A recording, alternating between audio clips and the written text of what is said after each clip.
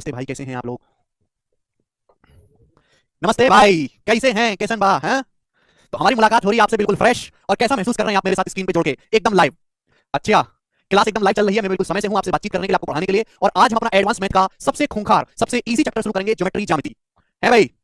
चलिए दोस्तों, उससे पहले मैं आपको बात बता देना चाहता हूं चैप्टर के बारे में कुछ, ठीक है भाई? देखिए, सबसे पहले मैं आप लोगों को बात बता देना चाहता हूं। देखिए, आपको पता है कि सीईटी इंट्रोड्यूस हो गया है। साल 2024 में आपका एक सीईटी पेपर होगा। अभी जैसे हम एसएससी में प्री का पेपर देते हैं, तो प्री का पेपर ना देके आपको सीईटी कॉमन एलिजिबिलिटी टेस्ट देना होगा। उसके बाद आपका मेंस होगा, और केवल मेंस के बेसिस पे ही आपका सिलेक्शन होगा, आपकी नौकरी लगेगी। सीईटी केवल क्वालीफाइंग है, उसका केवल स्कोर वैलिड है। उसका स्कोर वैलिड नहीं है, फिर आपको क्वालीफाई करना है। समझ में आया? ध्यान से सुनिएगा मेरे प्यारे भाई, ठीक है बच्चे? अब वेरी गुड इवनिंग भाई।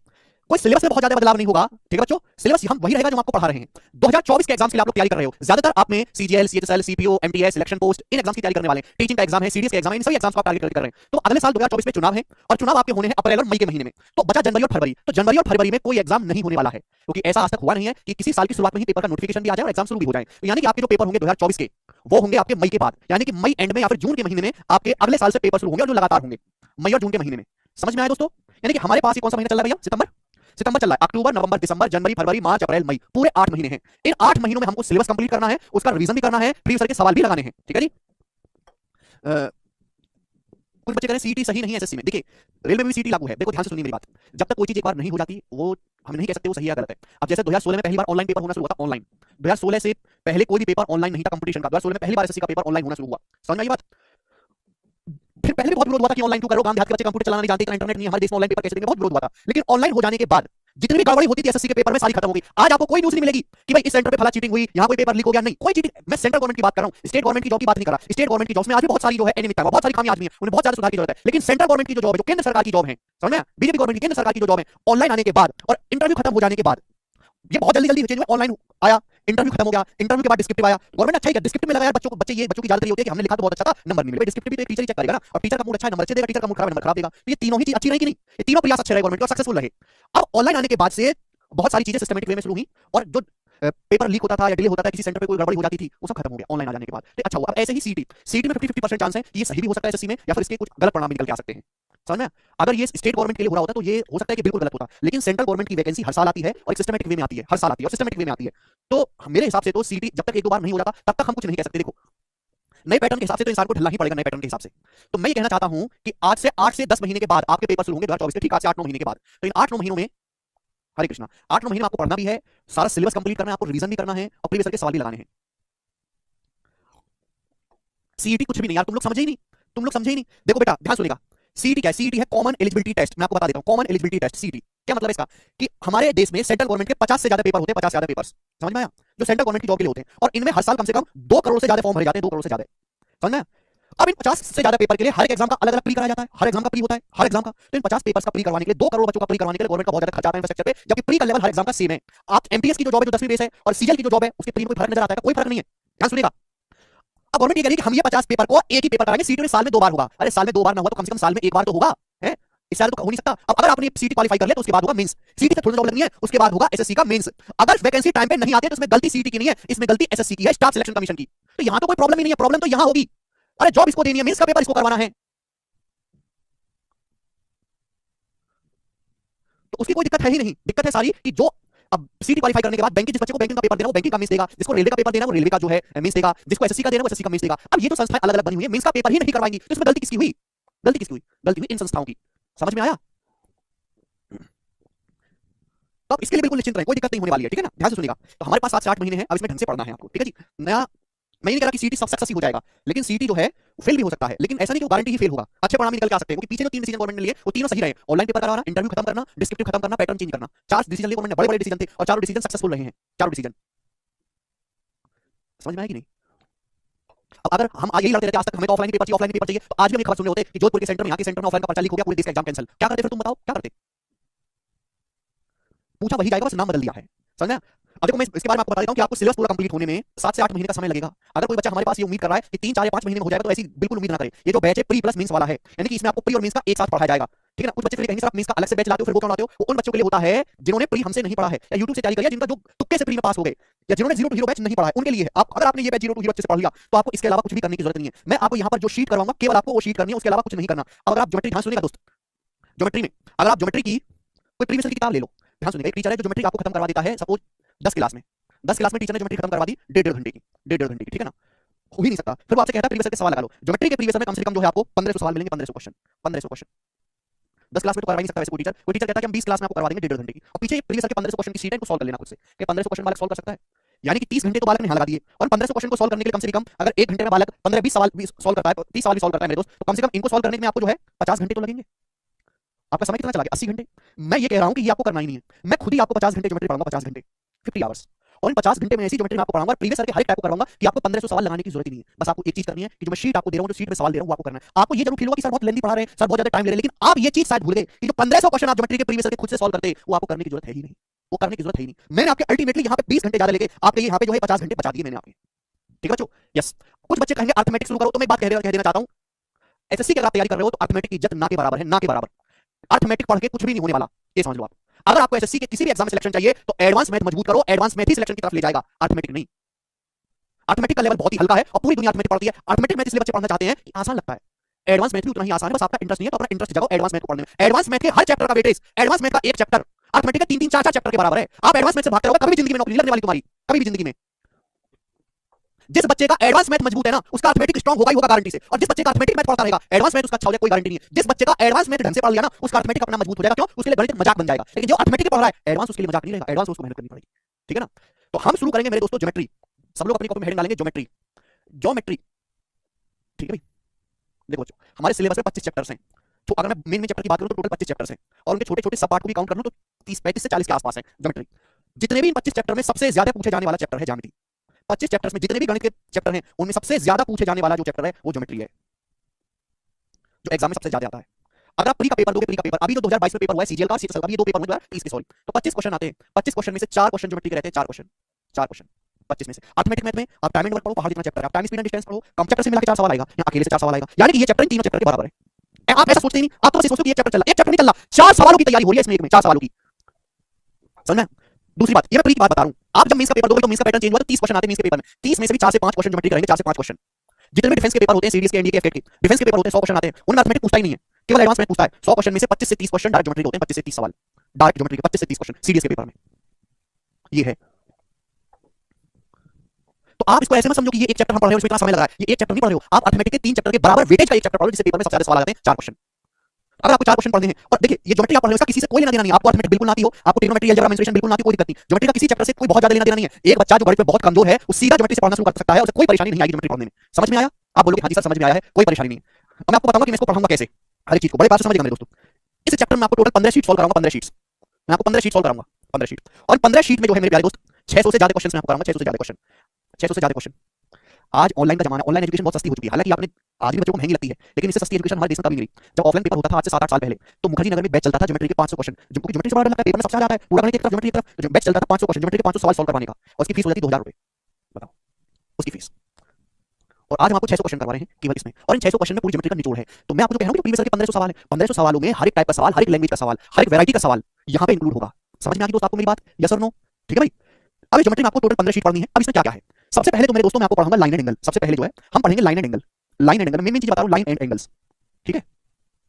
हम पढ़ेंगे sine rule, cosine rule, sine rule और कोसाइन रूल, ठीक है बच्चों। हम पढ़ेंगे सिमिलरिटी, समरूपता, सर्वांग समता, सिमिलरिटी एंड कॉन्ग्रुएंसी, त्रिभुजों की समरूपता। उसके बाद हम पढ़ेंगे ट्रायंगल के सेंटर्स, त्रिभुजों के केंद्र, ट्रायंगल के सेंटर्स, त्रिभुजों के केंद्र। 4 सेंटर होते हैं, है ना, incentre, orthocentre, centroid, circumcentre, ठीक है, बाद में आपको समझाऊंगा। उसके बाद हम पढ़ेंगे चतुर्भुज, क्वाड्रिलेटरल, पांचों के पांचों क्वाड्रिलेटरल पढ़ेंगे, स्क्वायर, वर्ग पढ़ेंगे, आयत पढ़ेंगे, समांतर चतुर्भुज पढ़ेंगे, समलंब चतुर्भुज पढ़ेंगे, सारी चतुर्भुज पढ़ेंगे, और सबसे आखिर में हम पढ़ेंगे सर्कल। तो मैं कहना चाहता हूं कि पूरी ज्योमेट्री में सबसे ज्यादा जो सवाल आते हैं वो सर्कल से पूछे जाते हैं, सर्कल, पूरी ज्योमेट्री में सबसे ज्यादा सवाल सर्कल से पूछे जाते हैं, ठीक है ना। यानी कि अगर मैं कहूं कि पूरे मैथमेटिक्स में ऐसा कौन सा चैप्टर है जो सबसे छोटा हो, सबसे साइज के हिसाब से सबसे छोटा हो और सबसे ज्यादा सवाल पूछे जाते हो, वो सर्कल है। पूरे गणित में ऐसा चैप्टर जो साइज के हिसाब से छोटा हो और उससे सवाल सबसे ज्यादा आते हो, सर्कल है। किसी किसी शिफ्ट में ऐसा भी हमने देखा है कि 25 सवाल आ रहे हैं प्री के पेपर में, तो 25 में से 3 क्वेश्चन केवल सर्कल से ही है, ऐसा भी होता है। समझ में आया? ओके, तो भैया ज्योमेट्री आपको पढ़नी है तो कुर्सी की पेटी बांध के रखिएगा। इसमें आपकी जो लगभग 45 क्लास होंगी, 45 क्लास, 45 क्लास होंगी, लगभग 45 क्लास। समझ में आया? ऐसा मत करिएगा कि 5-6-7 क्लास कब खत्म होगा, नया कब शुरू होगा, रोने मत लगेगा। ये वो नहीं है बेटा कि आज शुरू हुआ 3 दिन में निपट गया, ये वो चैप्टर नहीं है, एक पहाड़ है, पहाड़। इसमें पढ़ना क्या है? 9th क्लास में ज्योमेट्री की अलग किताब आती थी, मुझे सीबीएसई बोर्ड का नहीं पता, मैं यूपी बोर्ड से पढ़ा हूं, तो 9th क्लास में एक ज्योमेट्री की अलग किताब आती थी, पूरी वो पढ़नी होती थी। तो 9th क्लास की सारी ज्योमेट्री आपको पढ़नी है, सारी जो भी 9th क्लास का सिलेबस था वो पूरा पढ़ना है। 9th क्लास के बाहर कुछ नहीं पढ़ना है आपको, 9वीं कक्षा का पूरा पढ़ना है, ठीक है जी। दूसरी बात, करेक्ट क्लास पीएनजी मिलेगी क्या? क्लास पीएनजी बिल्कुल नहीं मिलेगी, क्लास नोट्स बिल्कुल नहीं मिलेंगे, बिल्कुल नहीं मिलेगी। मेरी बात कान खोल के सुनिएगा। जो बच्चे उम्मीद ये कर रहे हो, उम्मीद ये कर रहे हैं कि मैं उनको क्लास के पीएनजी दूंगा, है ना, सॉल्यूशन के उनको पीडीएफ प्रोवाइड करूंगा, ऐसी उम्मीद मुझसे ना करें। आप अगर सर क्यों ऐसा क्यों करते हो, बाकी टीचर सब देते हैं। मैं जानता हूं कि जो स्टूडेंट है ना, स्टूडेंट एक नंबर के मक्कार होते हैं। मक्कार, सही बात है। एक नंबर के आलसी, मेहनत करने से भागने वाले, उनको अपने फ्यूचर की कोई चिंता नहीं है। बैच लेके वो भूल जाते हैं, 15 दिन बाद पढ़ना बंद कर देते हैं, बात बात पे डिमोटिवेशन हो जाता है उनको। स्टूडेंट होते हैं मक्कार। अगर मैं नुकसान में बता रहा हूं, मैं स्टूडेंट को अच्छी तरीके से जानता हूं कि मैं भी स्टूडेंट हूं, मेरी उम्र बहुत ज्यादा नहीं है। तो स्टूडेंट होता है अपने प्रति बिल्कुल ईमानदार नहीं होता, बिल्कुल ईमानदार नहीं। ज्यादातर स्टूडेंट, आपको करना क्या है कि जितना भी मैं क्लास में पढ़ा रहा हूं, जितना भी मैं क्लास में पढ़ा रहा हूं, कंसेप्ट सिखा रहा हूं, खुद से अपने हाथ से अपनी कॉपी में खुद क्लास नोट्स बनाओ, खुद खुद क्लास नोट्स बनाओ, खुद हर एक कंसेप्ट को अपनी भाषा में लिखो और ऐसा क्लास नोट्स बनाओ कि जब भी पेपर हो उसको जाके एक बार ऐसे रिवीजन कर जाओ, ऐसे रिवीजन कर जाओ, आपको दोबारा देखना ना पड़े, दोबारा देखना ना पड़े। पीडीएफ का नुकसान ये है कि अगर आपको पीडीएफ दे दी तो आप क्लास नोट्स बनाओगे नहीं। कोई भी बच्चा उस पीडीएफ से एग्जाम टाइम में रिवीजन कर ही नहीं सकता, गारंटी है मेरी। आपके पास अलग अलग पीडीएफ बनी हुई है ज्योमेट्री की, कितनी पीडीएफ है? 40 पीडीएफ। कोई पीडीएफ से रिवीजन कर ही नहीं सकता। आपको हर एक कंसेप्ट का खुद से क्लास नोट्स बनाना, कंसेप्ट्स का, और वो क्लास नोट्स ऐसे बनाने कि खुद को समझ में आए। इतनी घटिया हैंडराइटिंग बनाने, सजा के नहीं लिखना है कि हेडिंग काले कलर से, हिंदी में ब्लू कलर से, अंग्रेजी में ग्रीन कलर से, ऐसे नहीं लिखना। इतनी घटिया गंदी हैंडराइटिंग आपको लिखना कि खुद आपको समझ में आए, अगले बंदे को समझ में ना आए। हर कंसेप्ट का, और ऐसा कि पेपर में जाओ तो वो पूरी ज्योमेट्री का रिवीजन मात्र आधे घंटे में हो जाए, आधे घंटे में, समझ में? उसके बाद सवाल में उसी का, फिर आते सवाल, सवाल में आपको उसी को नोट्स में उतारना है जो आपको टफ लगता हो या मुश्किल लगता हो। आसान सवाल जो आपको लगे कि ये तो मैं इसको मुझे उतारने की जरूरत नहीं, मेरे को याद ही रहेगा हमेशा, उसका आपको नोट्स नहीं बनाना है। कल मुश्किल सवालों का आपको नोट्स बनाना है, कंसेप्ट को आपको बिल्कुल नहीं छोड़ना है। मैं आपको सारे के सारे कंसेप्ट्स की पीडीएफ भी दूंगा, लेकिन चैप्टर खत्म हो जाने के बाद। चैप्टर की शुरुआत में दे दी, अच्छी तरीके से जानता हूं, स्टूडेंट है मक्कार, क्लास में आएगा ही नहीं, वो वीडियो पूरी देखेगा ही नहीं, वो ढंग से बातों को सुनेगा ही नहीं, वो नोट्स बनाएगा ही नहीं। कह रहा है पीडीएफ तो पढ़िए, पीडीएफ देख लेंगे, टालता रहेगा, वो टालता रहेगा, टालता रहेगा। जितना नुकसान पीडीएफ ने बच्चों को पहुंचाया है ना, उसकी कोई हद नहीं है। पीडीएफ से कभी रिवीजन नहीं होता, पीडीएफ से जो है शॉर्ट नोट्स तो बनाए जा सकते हैं, ठीक है भाई। आप किसी भी टॉपर की बात सुनो, हमने बहुत सारे टॉपर का इंटरव्यू लिया है, टॉपर गाइडेंस यूट्यूब चैनल है, आपने देखा भी होगा। हर टॉपर जो भी आता है, हमने टेलीग्राम चैनल वीडियो डलवाते हैं। एक भी टॉपर ऐसा नहीं जिसने खुद के क्लास नोट्स ना बना रखे हो। टॉपर क्या, कोई सिलेक्ट होने वाला नॉर्मल स्टूडेंट भी ऐसा नहीं है जिसने खुद के क्लास नोट्स ना बना रखे हो। तो क्लास नोट्स बनाने अपने हाथों से, अपने हाथ से, कोई पीएनजी नहीं, कुछ नहीं। समझ में आया कि नहीं? पीएनजी बर्बाद करती है बच्चों को। मेरा क्या, मेरे को तो एक क्लिक करना से वो भी डलवा देनी है, लेकिन वो आपकी आदत को इतना खराब कर देगी कि आप पढ़ोगे ही नहीं, खराब कर देगी आपकी आदत। ठीक है बच्चे, समझ में आया? आप बोलोगे हाँ जी सर समझ में आया है। अब शुरू करते हैं अपना चैप्टर ज्योमेट्री, ज्यामिति। तो ज्योमेट्री की पहली शीट मैंने बना दी, मैं अपलोड करवा दूंगा, ठीक है ना? तो सबसे पहले हम बेसिक जानेंगे, हिंदी और इंग्लिश मैं दोनों ही आपको समझाऊंगा, हिंदी और इंग्लिश दोनों ही उसमें मैं आपको समझाऊंगा मेरे प्यारे, ध्यान से समझने की कोशिश करेगा, ठीक है ना? देखो ये कुछ डेफिनेशन है, पेपर में बिल्कुल नहीं आती है, डेफिनेशन पूछी नहीं जाती है, बट आपको पता होनी चाहिए होता क्या है। सबसे पहले हम शीट पढ़ेंगे लाइन एंड एंगल, रेखा एवं कोण, लाइन एंड एंगल। तो सबसे पहले आपको समझना है पॉइंट। पॉइंट को हम हिंदी में कहते हैं बिंदु। पॉइंट को हम क्या कहते हैं बच्चों हिंदी में? बिंदु। पॉइंट क्या होता है? पॉइंट एक जीरो डायमेंशन फिगर है या फिर एक ऐसा सर्कल, एक ऐसा वृत्त जिसकी रेडियस है, जिसकी त्रिज्या जीरो हो। ये तो टेक्निकल भाषा में पॉइंट मतलब एक ऐसी आकृति, पॉइंट जिसकी ना लंबाई हो, ना चौड़ाई हो, ना मोटाई हो, ना लंबाई है, ना चौड़ाई है, ना मोटाई है, इसलिए हम उसको कहते हैं जीरो डायमेंशन फिगर। डायमेंशन होती है विमाएं, लंबाई चौड़ाई मोटाई किसी फिगर की विमा कहलाती है। तो एक ऐसी आकृति जिसकी ना तो कोई लंबाई है, ना चौड़ाई है, ना मोटाई है, उसको हम एक बिंदु कहते हैं। जैसे कि आपके सामने समतल दिखाई दे रहा है मेरे दोस्तों, इस पे मैंने ऐसे डॉट लगा दिया, दिखाई दे रहा है रेड डॉट, ये पॉइंट हो जाएगा। प्रैक्टिकली इसकी ना तो कोई वैसे थोड़ी बहुत होती है, लेकिन थ्योरेटिकली ना इसकी कोई लंबाई है, ना इसकी कोई चौड़ाई है, ना इसकी कोई मोटाई है। मतलब अगर मैं इसको टेक्निकल शब्द में कहूं तो ऐसे कह सकता हूं कि ऐसा वृत्त बनाओ जिसकी रेडियस लगभग जीरो, जिसकी त्रिज्या बिल्कुल जीरो के नजदीक हो। समझ में आया? आप बोलोगे हाँ जी सर। दूसरी बात, पॉइंट को हमेशा कैपिटल लेटर, बड़े अक्षर से डिनोट करते हैं। जैसे पॉइंट, मैं इसको नाम देना चाहता हूं ए, तो पॉइंट को हमेशा कैपिटल लेटर से डिनोट करेंगे। आप कभी नहीं पढ़ोगे, स्टैंडर्ड नोटेशन है कि पॉइंट को छोटे लेटर से दिखाया गया है। हमेशा पॉइंट को capital letter, capital A, capital B, capital C से निर्देशित करते हैं, कभी भी स्मॉल लेटर से निर्देशित नहीं करते हैं। समझ में आया? आप बोलोगे हाँ जी सर आया है। तो ये वही पॉइंट की परिभाषा है, एक ऐसी आकृति ना जिसकी कोई लंबाई हो, ना चौड़ाई हो, ना मोटाई हो, यानी कि जीरो डायमेंशन, इसकी कोई डायमेंशन है ही नहीं, ठीक है ना बच्चों? आप बोलोगे हाँ जी सर बिल्कुल सही। इसके बाद हमको समझना है लाइन। लाइन को हिंदी में कहते हैं मेरे प्यारे रेखा, लाइन, वन डायमेंशन फिगर।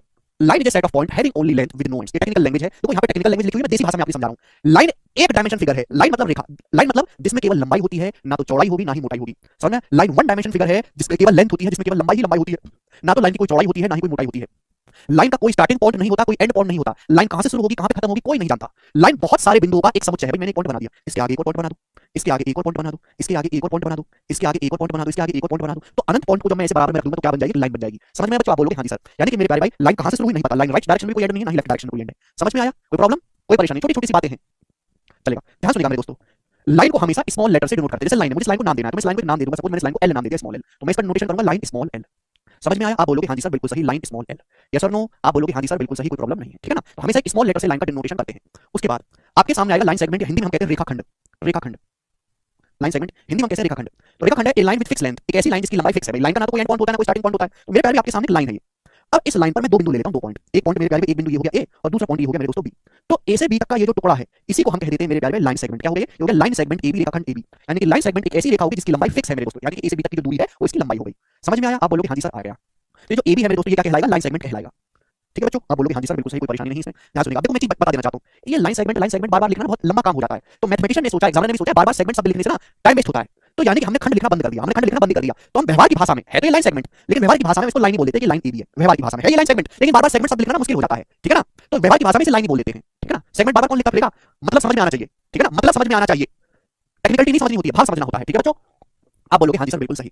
उसके बाद हम समझेंगे रे। रे मतलब किरण। हाँ ये जीरो टू हीरो है भाई शुभम, रे हिंदी में हम इसको कहते हैं किरण। अब किरण क्या होता है? A line with uni direction length, यानी कि ऐसी लाइन जिसका स्टार्टिंग पॉइंट तो है लेकिन एंड पॉइंट नहीं है। एक ऐसी लाइन मेरे दोस्तों जिसका स्टार्टिंग पॉइंट तो पता है, जैसे यहां से शुरू हुई मेरे प्यारे भाई, लेकिन एंड कहां पे होगी हमको नहीं पता। ये हमको नहीं पता, ठीक है। स्टार्टिंग पॉइंट तो फिक्स है, एंड कहां पे होगी नहीं पता। तो लाइन का देखो, लाइन लाइन सेगमेंट और रे तीनों फर्क समझना है, तीनों ही वन डायमेंशन फिगर है। लाइन का ना तो स्टार्टिंग पॉइंट है ना ही कोई एंड पॉइंट है। बहुत सारे पॉइंट को जब हम सटा के रख देते हैं तो लाइन बन जाती है। लाइन का ही एक टुकड़ा फिक्स लंबाई का लाइन सेगमेंट कहलाता है।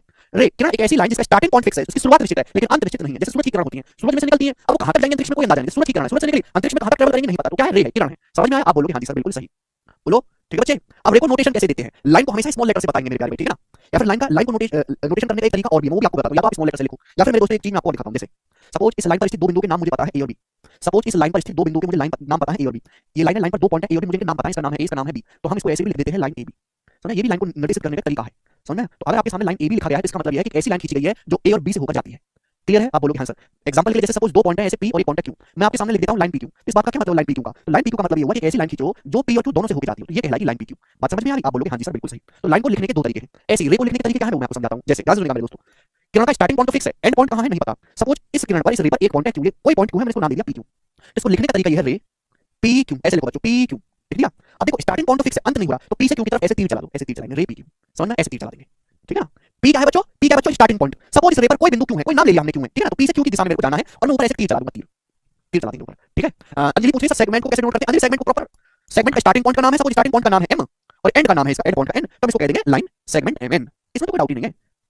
ये लाइन सेगमेंट को निर्देशित करने का, डिनोट करने का तरीका है। जो भी आप लाइन सेगमेंट ले रहे हो तो उसका स्टार्टिंग पॉइंट आपको लेना है और एंड पॉइंट आपको लेना है, तो ये इसको हम कहेंगे लाइन सेगमेंट एम एन है। लेकिन मैंने क्या बताया, मैंने आपको ये बताया कि व्यवहार में हम सेगमेंट शब्द लिखने को अवॉइड करते हैं, व्यवहार में इसको लाइन एम एन ही लिखते हैं। समझ में आया? ठीक है बच्चों, आगे चलते हैं।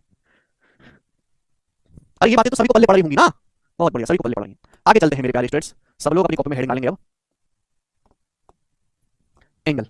सब लोग अपनी कॉपी में हेडिंग डालेंगे एंगल, एंगल, या फिर हिंदी में कहते हैं इसको कोण, एंगल, या फिर हिंदी में दोस्तों हम इसको क्या कहते हैं, कोण। ठीक है बच्चों, आप बोलोगे हां जी सर। एंगल क्या होता है?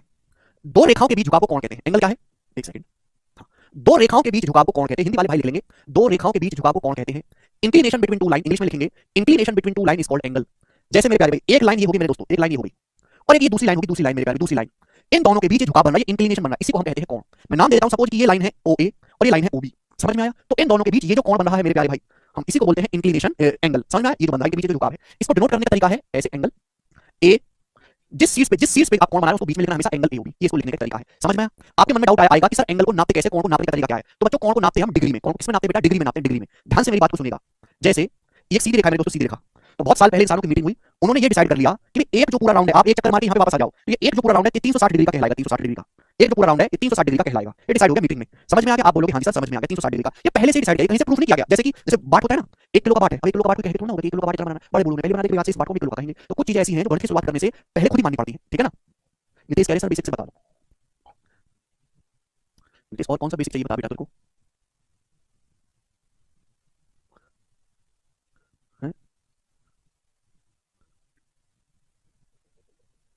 बताओ। तो ये एक जो पूरा राउंड है बच्चों, ये 360 डिग्री का है। ये इंसानों ने मान लिया कि ये पूरा राउंड 360 डिग्री का है, ठीक है ना। बोलो इसमें कोई परेशानी क्या? नहीं, कोई परेशानी नहीं है, एक पूरा चक्कर। ध्यान से समझने की कोशिश करेगा। अगर मैं इसके 4 बराबर टुकड़े कर दूं, 4 बराबर टुकड़े, तो हर एक टुकड़ा कितने डिग्री का आ जाएगा? 90 डिग्री। भाई एक पूरा राउंड जो 360 डिग्री का होता है, हमने इसके 4 बराबर टुकड़े कर दिए, तो हर एक कोण कितने डिग्री का आ जाएगा? 90 डिग्री का। ये भी 90 डिग्री का मेरे दोस्तों, ये भी 90 डिग्री का और ये भी 90 डिग्री का। समझ में आया कि नहीं? क्लियर? कोई परेशानी? आप बोलोगे नहीं सर कोई परेशानी नहीं है। तो 360 डिग्री में छोटे छोटे, भाई ये वाला जो एंगल है मैंने मान लिया कि 1 डिग्री का है, 1 डिग्री का। अब ऐसे ऐसे 360 एंगल आप मिलाओगे तो टोटल 360 डिग्री बनेगा, ठीक है बच्चों। भाई ये 360 डिग्री का पूरा चक्कर होता है। अगर मैं इसे 360 बराबर टुकड़े कर दूं तो जो सबसे छोटा टुकड़ा आएगा वो कितने डिग्री का कोण बनेगा? 1 डिग्री का कोण बनेगा, 1 डिग्री का। ये 360 पूरा चक्कर 360 डिग्री का है। अब मैं ऐसे ऐसे करके इसके छोटे छोटे 360 बराबर टुकड़े कर लेता हूं, 360, तो हर जो टुकड़ा आएगा वो कितने डिग्री का होगा? 1 डिग्री का होगा। तो हम यही पता करते हैं कि दो रेखाओं के बीच जो कोण बन रहा है ये कितना झुकाव पर है, उसी को बोलते हैं एंगल ए ओ बी, ठीक है बच्चों। अब इसी में आपको समझना है एंगल बाइसेक्टर। इसी में दोस्तों आपको समझना है angle bisector, angle bisector. Hindi वाले भाई लिखेंगे कोण समद्विभाजक, एंगल बाइसेक्टर। हिंदी वाले भाई लिखेंगे कोण समद्विभाजक, एंगल बाइसेक्टर। अब आप मुझे बताओ एंगल बाइसेक्टर क्या होता है? जैसे आपके सामने हमने कोण बनाया है, कोण एओबी, ठीक है बेटा। तो एंगल बाइसेक्टर का मतलब है एक ऐसी लाइन जो एंगल के दो बराबर बराबर टुकड़े कर दे, एंगल को दो बराबर हिस्सों में बांट दे। जैसे ये कोण एओबी है, तो आप एक ऐसी लाइन खींचिए मेरे दोस्तों, एक ऐसी लाइन यहां पर खींचिए जिस कोण एओबी के दो बराबर टुकड़े कर दे, जैसे कि मैंने लाइन खींची थी मेरे दोस्तों ओपी, ओपी। तो ये जो लाइन है ओपी, इस कोण एओबी के दो बराबर टुकड़े कर रही है, मतलब नीचे वाला अगर थीटा है तो ऊपर वाला भी आधा हिस्सा थीटा है। समझ में आया? आप बोलोगे हां जी सर। तो इसी को हम बोलते हैं angle bisector. OP is angle bisector of AOB, OP is angle bisector of, angle bisector of, ध्यान सुनिएगा मेरे दोस्तों, एओबी। सही को समझ में आया? आप बोलोगे हां जी सर बिल्कुल सही समझ में आ गया, कोई परेशानी? तो एंगल बाइसेक्टर का मतलब एक ऐसी लाइन जो कोण को, जहां भी आपको शब्द दिखाई दे ना बाइसेक्टर, सेक का मतलब होता है मेरे दोस्तों आधा, बाई का मतलब होता है दो, दो टुकड़ों में आधा आधा करना। एंगल मतलब कोण को, तो एक ऐसी लाइन जो कोण के दो बराबर हिस्से कर देती है, जैसे कि यहां पे ये ऊपर भी थीटा होगा नीचे भी थीटा, तो जो लाइन कहलाएगी इस पूरे कोण एओबी का बाइसेक्टर कहलाएगी। थीटा मैंने नाम दे दिया कि माना इस कोण का नाम, इस कोण की माप थीटा है, कुछ भी हो सकता है बेटा, तो ऊपर वाले कोण की माप भी थीटा ही होगी, मैंने नाम दे दिया बेटा। अब थीटा 10 डिग्री हो सकता है, 20 डिग्री, 30 डिग्री, कुछ भी हो सकता है। सही को समझ में आया? क्लियर? कोई परेशानी? परेशानी नहीं है, ठीक है ना। एक सेकंड ये देखो जरा, एक सेकंड।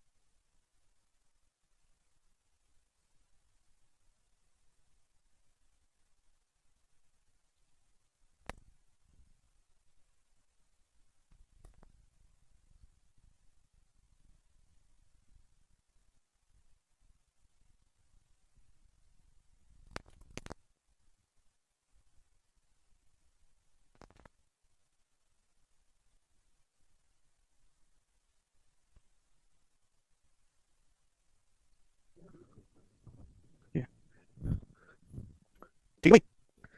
चलो, तो आपको समझ में एंगल बाइसेक्टर क्या होता है, कोण समद्विभाजक। ध्यान से समझिएगा मेरे दोस्तों, सब लोग अपनी कॉपी में हेडिंग डालेंगे टाइप ऑफ एंगल। सब लोग अपनी कॉपी में हेडिंग डालेंगे टाइप ऑफ एंगल्स, कोणों के प्रकार, टाइप ऑफ एंगल्स। सब लोग अपनी कॉपी में हेडिंग डालेंगे टाइप ऑफ एंगल्स।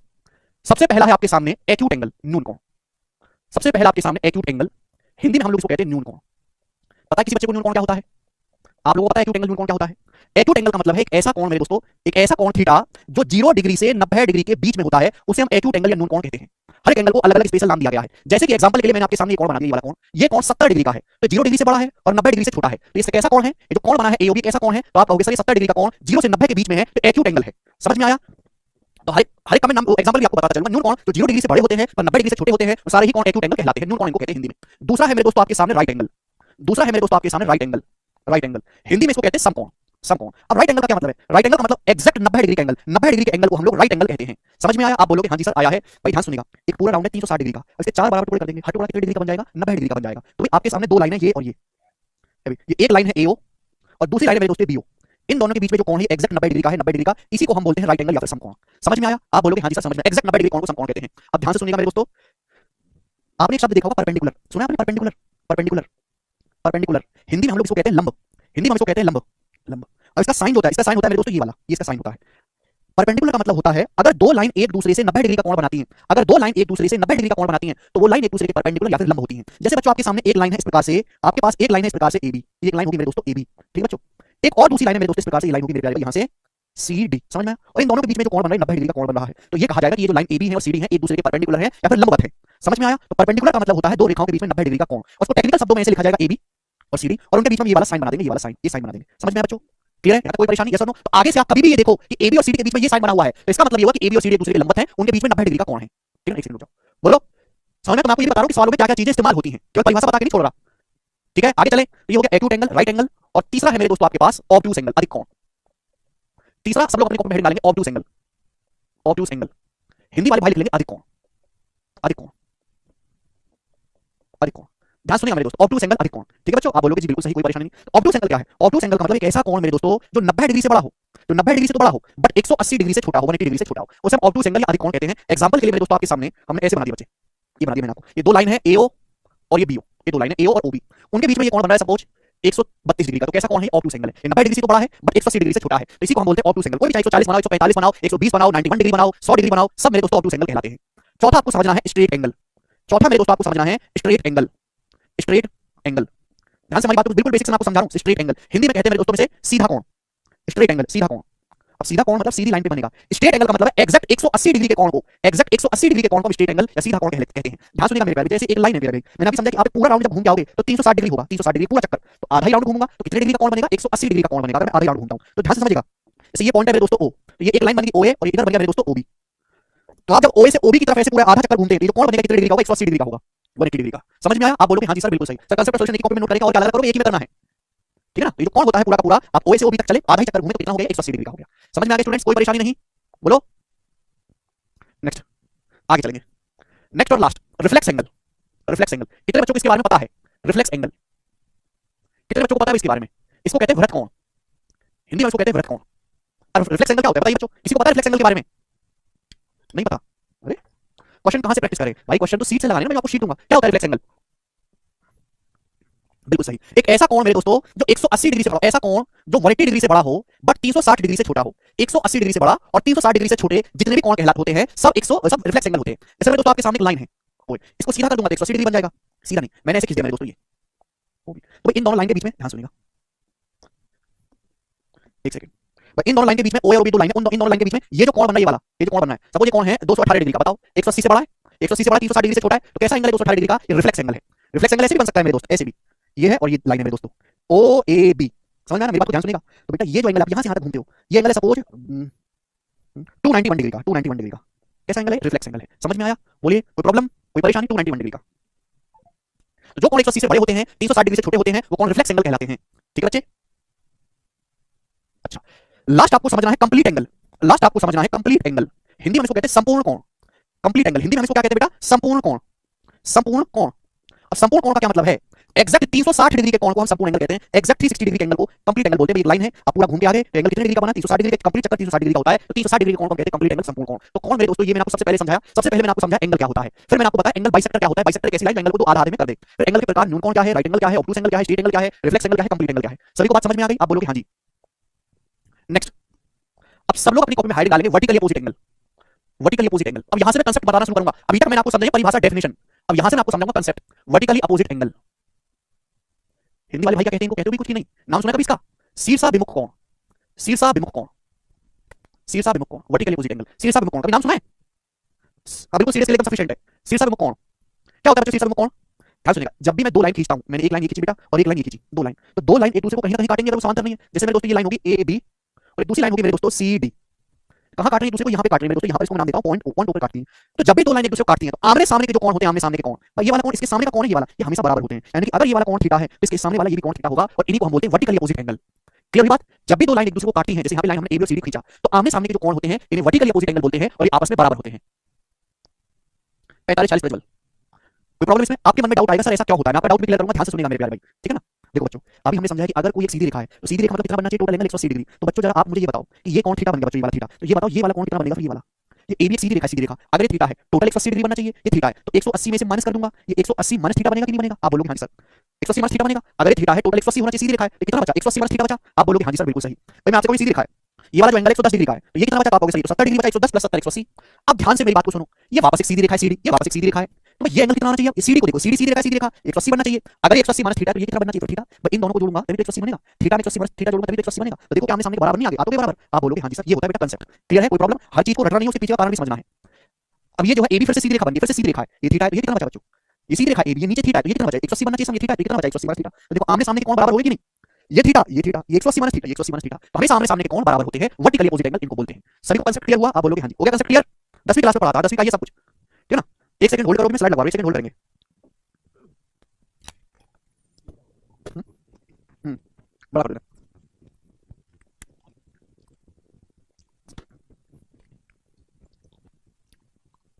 ठीक है। चलो मैंने बता दी ना। चलो चलिए ध्यान से सुनिएगा मेरे प्यारे भाई, सभी लोग ध्यान से सुनिएगा। अगला कांसेप्ट, अगला कांसेप्ट देखिए ध्यान से सुनिएगा, अगले कांसेप्ट को ध्यान से समझिएगा। जैसे बच्चों हमने आपके सामने कोण बनाया है, जैसे बच्चों हमने आपके सामने कोण बनाया है, कोण मैंने आपके सामने एंगल बनाया है एओबी, ये तो समझ गए ना एंगल बोलते हैं दो रेखाओं के बीच झुकाव को, एओबी।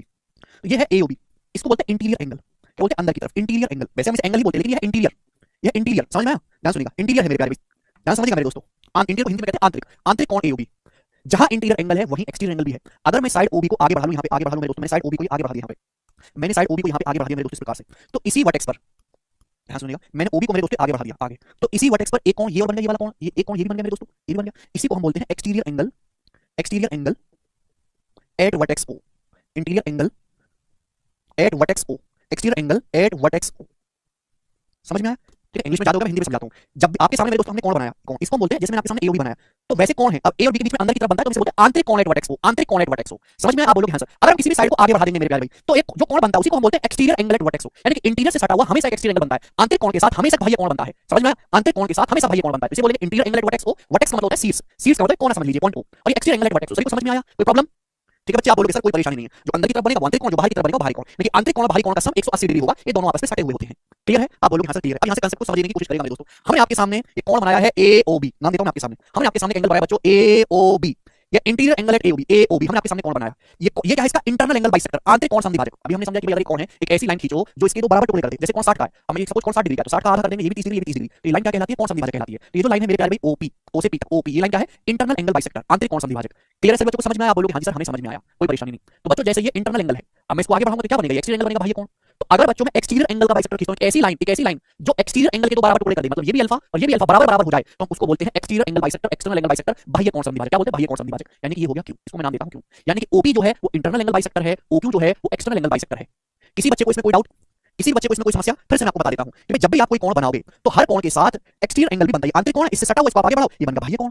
जहां आंतरिक कोण है वो बाह्य कोण होगा, जहां अंदर वाली होगी वो बाहर वाली भी होगी, बिल्कुल ऐसी। अब इंटरनल एंगल का बाइसेक्टर, अंदर वाले का इंटरनल एंगल बाइसेक्टर, जो एक्सटर्नल एंगल का बाइसेक्टर है, एक्सटर्नल एंगल का, ये एक्सटर्नल एंगल बाइसेक्टर, बस इतना सा कांसेप्ट है और इसमें कोई समझने वाली बात नहीं है। आप बोलोगे हां जी सर। तो ध्यान से सुनिएगा, मैं आपको समझाना चाहता हूं कि इंटरनल एंगल बाइसेक्टर और एक्सटर्नल एंगल बाइसेक्टर के बीच में हमेशा 90 डिग्री का कोण बनता है। ये जो कोण होगा वो हमेशा 90 डिग्री का होगा। ये पेपर में कई बार थ्योरम पूछी गई है कि हमने एक कोण का इंटरनल एंगल बाइसेक्टर खींचा और एक्सटर्नल एंगल बाइसेक्टर खींचा, इन दोनों के बीच में कितने डिग्री का कोण बनेगा? तो इंटरनल और एक्सटर्नल बाइसेक्टर के बीच में ये जो कोण बनेगा ये हमेशा 90 डिग्री का होगा। ये कोण 90 डिग्री का होगा आंतरिक कोण समद्विभाजक और बाह्य कोण समद्विभाजक के बीच में। आप कहोगे सर कैसे, क्यों, कहां? समझाऊंगा मेरे प्यारे। आप जानते हैं कि आंतरिक कोण समद्विभाजक आधा आधा हो गया, ये भी थीटा ये भी थीटा, टोटल हो गया 2 थीटा। ये एक्सटर्नल एंगल बाइसेक्टर है, आधा आधा हो गया, ये भी अल्फा ये भी अल्फा, टोटल हो गया अल्फा प्लस अल्फा 2 अल्फा। ये जो पूरा है सीधी रेखा है, एक सीधी रेखा है, पॉइंट ऊपर सीधी रेखा का मतलब कितना हो गया? टोटल कितना बनना चाहिए? 2 थीटा प्लस 2 अल्फा टोटल कितना बनना चाहिए? 180 डिग्री बनना चाहिए। बच्चों आप बोलोगे सर दोनों तरफ 2 से डिवाइड कर देंगे तो थीटा प्लस अल्फा कितना बन गया? 90 डिग्री। तो थीटा प्लस अल्फा बराबर आ गया 90 डिग्री। और ये थीटा और ये अल्फा, ये थीटा प्लस अल्फा, यही तो कोण बन रहा है, यही तो कोण बन रहा है मेरे दोस्तों, यही तो कोण बन रहा है इंटरनल एंगल एक्सटर्नल बाइसेक्टर के बीच में, यही तो कोण बन रहा है। आप बोलोगे हां जी सर बिल्कुल सही। यानी कि आपके सामने ये कोण है, ये कोण आपके सामने बनाया, ये हो गया बच्चों इसका इंटरनल बाइसेक्टर थीटा थीटा, और ये हो गया इसका एक्सटर्नल बाइसेक्टर। इन दोनों के बीच में जो कोण बनेगा, इन दोनों के बीच में ये वाला, इन दोनों के बीच में जो कोण बनेगा ये हमेशा 90 डिग्री का होगा। दिस इज द कांसेप्ट, ध्यान रखिएगा। किसी बच्चे को कोई समस्या, आप बोलोगे सर 2 पैसे की समस्या नहीं है, तो किसी भी कोण का आंतरिक समद्विभाजक आप खींचेंगे, इंटरनल एंगल बाइसेक्टर और एक्सटर्नल एंगल बाइसेक्टर खींचेंगे, हमेशा उनके बीच में 90 डिग्री का कोण बनता है। मजा आ गया सभी को? बोले वेरी गुड। आगे चलते हैं प्यारे भाई, नेक्स्ट।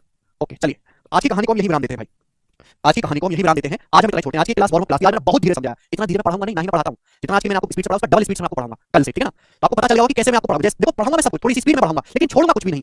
ऐसा नहीं कि जब नया बैच शुरू होता है तो टीचर बहुत धीरे धीरे बहुत प्यार से बच्चों को लगता है हां बहुत सही चल रहा है, कुछ दिनों के बाद टीचर छोड़ छोड़ के पढ़ाना शुरू कर देता है। मैं वैसा नहीं करूंगा। जैसा अभी स्टार्टिंग में पढ़ा रहा हूं, बैच खत्म होने तक एंड तक मैं वैसा ही पढ़ाऊंगा। बस आपके अंदर ऊर्जा बनी रहनी चाहिए। मेरे अंदर जो ऊर्जा बहुत है, ठीक है बच्चों? तो शीट में अपलोड करवा दूंगा, कोई भी शीट शुरू होने से पहले मैं पहले उसकी शीट अपलोड करवा देता हूं, ठीक है? आज नहीं छोड़ते हैं, मुझे लगता है कि आपको क्लास समझ में आई होगी, पसंद आया होगा, ठीक है बच्चों? चलेगा, कल मिलेंगे हम इसी टाइम, यहां से बाय। जी स्टूडेंट्स कैसा फील कर रहे हैं आप? मजा आ रहा है? देखिए हमने ज्योमेट्री शुरू की और ज्योमेट्री में मैंने आपको कल बहुत बेसिक समझाया कि लाइन, पॉइंट, रे, लाइन, सेगमेंट, रेखाखंड क्या होता है, ठीक है बच्चों? एंगल यानी कि कोण क्या होता है, एंगल बाइसेक्टर, कोण समद्विभाजक क्या होता है ना? एंगल कितने टाइप के होते हैं ये मैंने आपको कल की क्लास में समझाया। वर्टिकली अपोजिट एंगल, सी सब में कोण क्या होते हैं, ठीक है जी? तो आज की क्लास में मैं आपको समझाऊंगा, बहुत ही प्यार से और ढंग से समझिएगा मेरे दोस्तों, कॉम्प्लीमेंट्री एंगल और सप्लीमेंट्री एंगल। कॉम्प्लीमेंट्री एंगल और सप्लीमेंट्री एंगल थोड़ा ध्यान से समझने की कोशिश करिएगा मेरे प्यारे भाई। कॉम्प्लीमेंट्री और सप्लीमेंट्री एंगल, ठीक है जी? चलिएगा, सब लोग अपने कॉपी में हेडिंग डालेंगे कॉम्प्लीमेंट्री एंगल और सप्लीमेंट्री एंगल, ठीक है बच्चों? यस और नो? ध्यान से सुनिएगा। कॉम्प्लीमेंट्री एंगल को हम हिंदी में कहते हैं पूरक कोण। कॉम्प्लीमेंट्री एंगल्स को हम लोग हिंदी में कहते हैं पूरक कोण, ठीक है बच्चों? पूरक कोण, कॉम्प्लीमेंट्री एंगल्स, ठीक है ना? एंगल्स होना चाहिए मेरे प्यारे। सप्लीमेंट्री एंगल्स, पूरक कोण क्या होता है? पूरक कोण ऐसे दो कोण जिनका आपस में योग 180 डिग्री हो, सॉरी 90 डिग्री, ऐसे दो कोण जिनको जोड़ के 90 डिग्री आता हो उन्हें हम कॉम्प्लीमेंट्री एंगल या पूरक कोण कहते हैं। सभी को कांसेप्ट क्लियर हुआ? ऐसे दो कोण, ठीक है भाई, जिनका आपस में सम 90 डिग्री हो उन्हें कॉम्प्लीमेंट्री एंगल कहते हैं, जिनको जोड़ के 90 डिग्री आता हो पूरक कोण कहलाते हैं। समझ में आ गया? आप बोलोगे हाँ सर, जैसे दो कोण दिखाई दे रहे हैं अल्फा और बीटा, इनको जोड़ के 90 डिग्री आ रहा है तो अल्फा और बीटा एक दूसरे के क्या कहलाएंगे? कॉम्प्लीमेंट्री एंगल कहलाएंगे, पूरक कोण कहलाएंगे। जैसे मैं आपसे कहूं मेरे दोस्तों एक कोण है 55 डिग्री, तो 55 डिग्री का कॉम्प्लीमेंट्री एंगल क्या होगा? तो ऐसे दो कोण जिनको जोड़ के 90 डिग्री आता हो कॉम्प्लीमेंट्री कहलाएंगे। जैसे सपोज ये कोण है 55, तो 55 का कॉम्प्लीमेंट्री क्या होगा? 90 में से 55 माइनस करेंगे, 90 में से 55 माइनस करेंगे 35 डिग्री, तो 55 डिग्री और 35 डिग्री दोनों का सम आपस में 90 है, तो ये दोनों एक दूसरे के कॉम्प्लीमेंट्री एंगल कहलाते हैं। बिल्कुल ऐसे ही आपको समझना है सप्लीमेंट्री एंगल्स। हिंदी में हम लोग कहते हैं मेरे दोस्तों इसे समपूरक कोण। हिंदी में हम लोग क्या कहते हैं इसको? समपूरक कोण। अब सप्लीमेंट्री एंगल क्या होते हैं? ऐसे दो कोण जिनका आपस में योग 180 डिग्री हो वो एक दूसरे के सप्लीमेंट्री एंगल कहलाते हैं। ऐसे दो कोण जिनका आपस में सम 180 डिग्री हो वो एक दूसरे के सप्लीमेंट्री एंगल कहलाते हैं। एक दूसरे के, जैसे यहाँ पे दो कोण लिखा है अल्फा बीटा, इन दोनों को जोड़ के कितना आ रहा है? सीधी रेखा 180 डिग्री आ रहा है, तो ये जो अल्फा बीटा है ये एक दूसरे के सप्लीमेंट्री एंगल कहलाएंगे। अब जैसे मैंने आपके सामने एंगल लिख दिया मेरे दोस्तों सपोज 7 डिग्री, तो मैं पूछता हूं कि 7 डिग्री का सप्लीमेंट्री क्या होगा?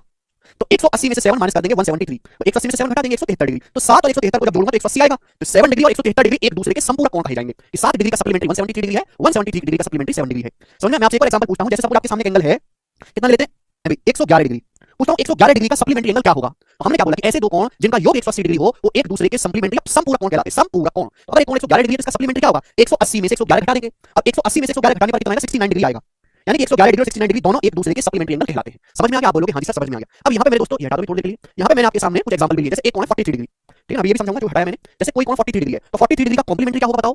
कॉम्प्लीमेंट्री सम 90 होना चाहिए, सप्लीमेंट्री सम 180 होना चाहिए। तो 90 में से 43 माइनस करेंगे 47 डिग्री, कॉम्प्लीमेंट्री एंगल होगा। सप्लीमेंट्री क्या आएगा? 43 डिग्री अगर कोई कोण है तो 43 का सप्लीमेंट्री कितना आएगा? 90 में से 43 माइनस करेंगे 137 डिग्री, ये आ जाएगा। आप बोलोगे हाँ जी सर। एग्जांपल के लिए जैसे कोई कोण है 12 डिग्री, 12 डिग्री का कॉम्प्लीमेंट्री कितना आएगा? 78, 90 में से 12 को घटाएंगे 78 डिग्री, 12 डिग्री का सप्लीमेंट्री क्या आएगा? 180 में से 12 घटाएंगे, 180 में से 12 घटाएंगे 168 डिग्री। समझ में आया? आप बोलोगे हाँ जी सर बिल्कुल सही। यानी कि अगर आपके पास कोई कोण थीटा है, कोई कोण थीटा, तो थीटा का कॉम्प्लीमेंट्री एंगल कितना होगा? 90 में से थीटा माइनस कर देंगे, 90 माइनस थीटा। इस थीटा का सप्लीमेंट्री एंगल कितना होगा? संपूर्ण कोण, सप्लीमेंट्री एंगल मतलब सब 180 होना चाहिए, तो थीटा को 180 में से माइनस कर देंगे, 180 माइनस थीटा। समझ में आया? आप बोलोगे हाँ जी सर।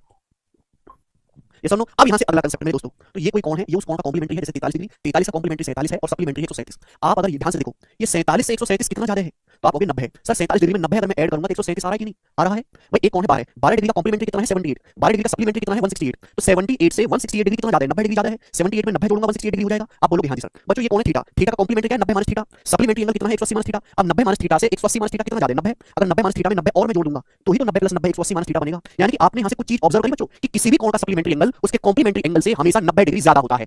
चलिए कॉन्सेप्ट क्लियर हुआ। अगर हम किसी भी कोण का सप्लीमेंट्री एंगल निकालेंगे वो हमेशा उस कोण के कॉम्प्लीमेंट्री एंगल से 90 डिग्री ज्यादा होगा। किसी भी कोण का संपूरक कोण, ये कौन है मेरे दोस्तों, ये उनके संपूरक कोण है, ये पूरक कोण है। तो संपूरक कोण जो होता है वो हमेशा उसके पूरक कोण से 90 डिग्री बड़ा आएगा।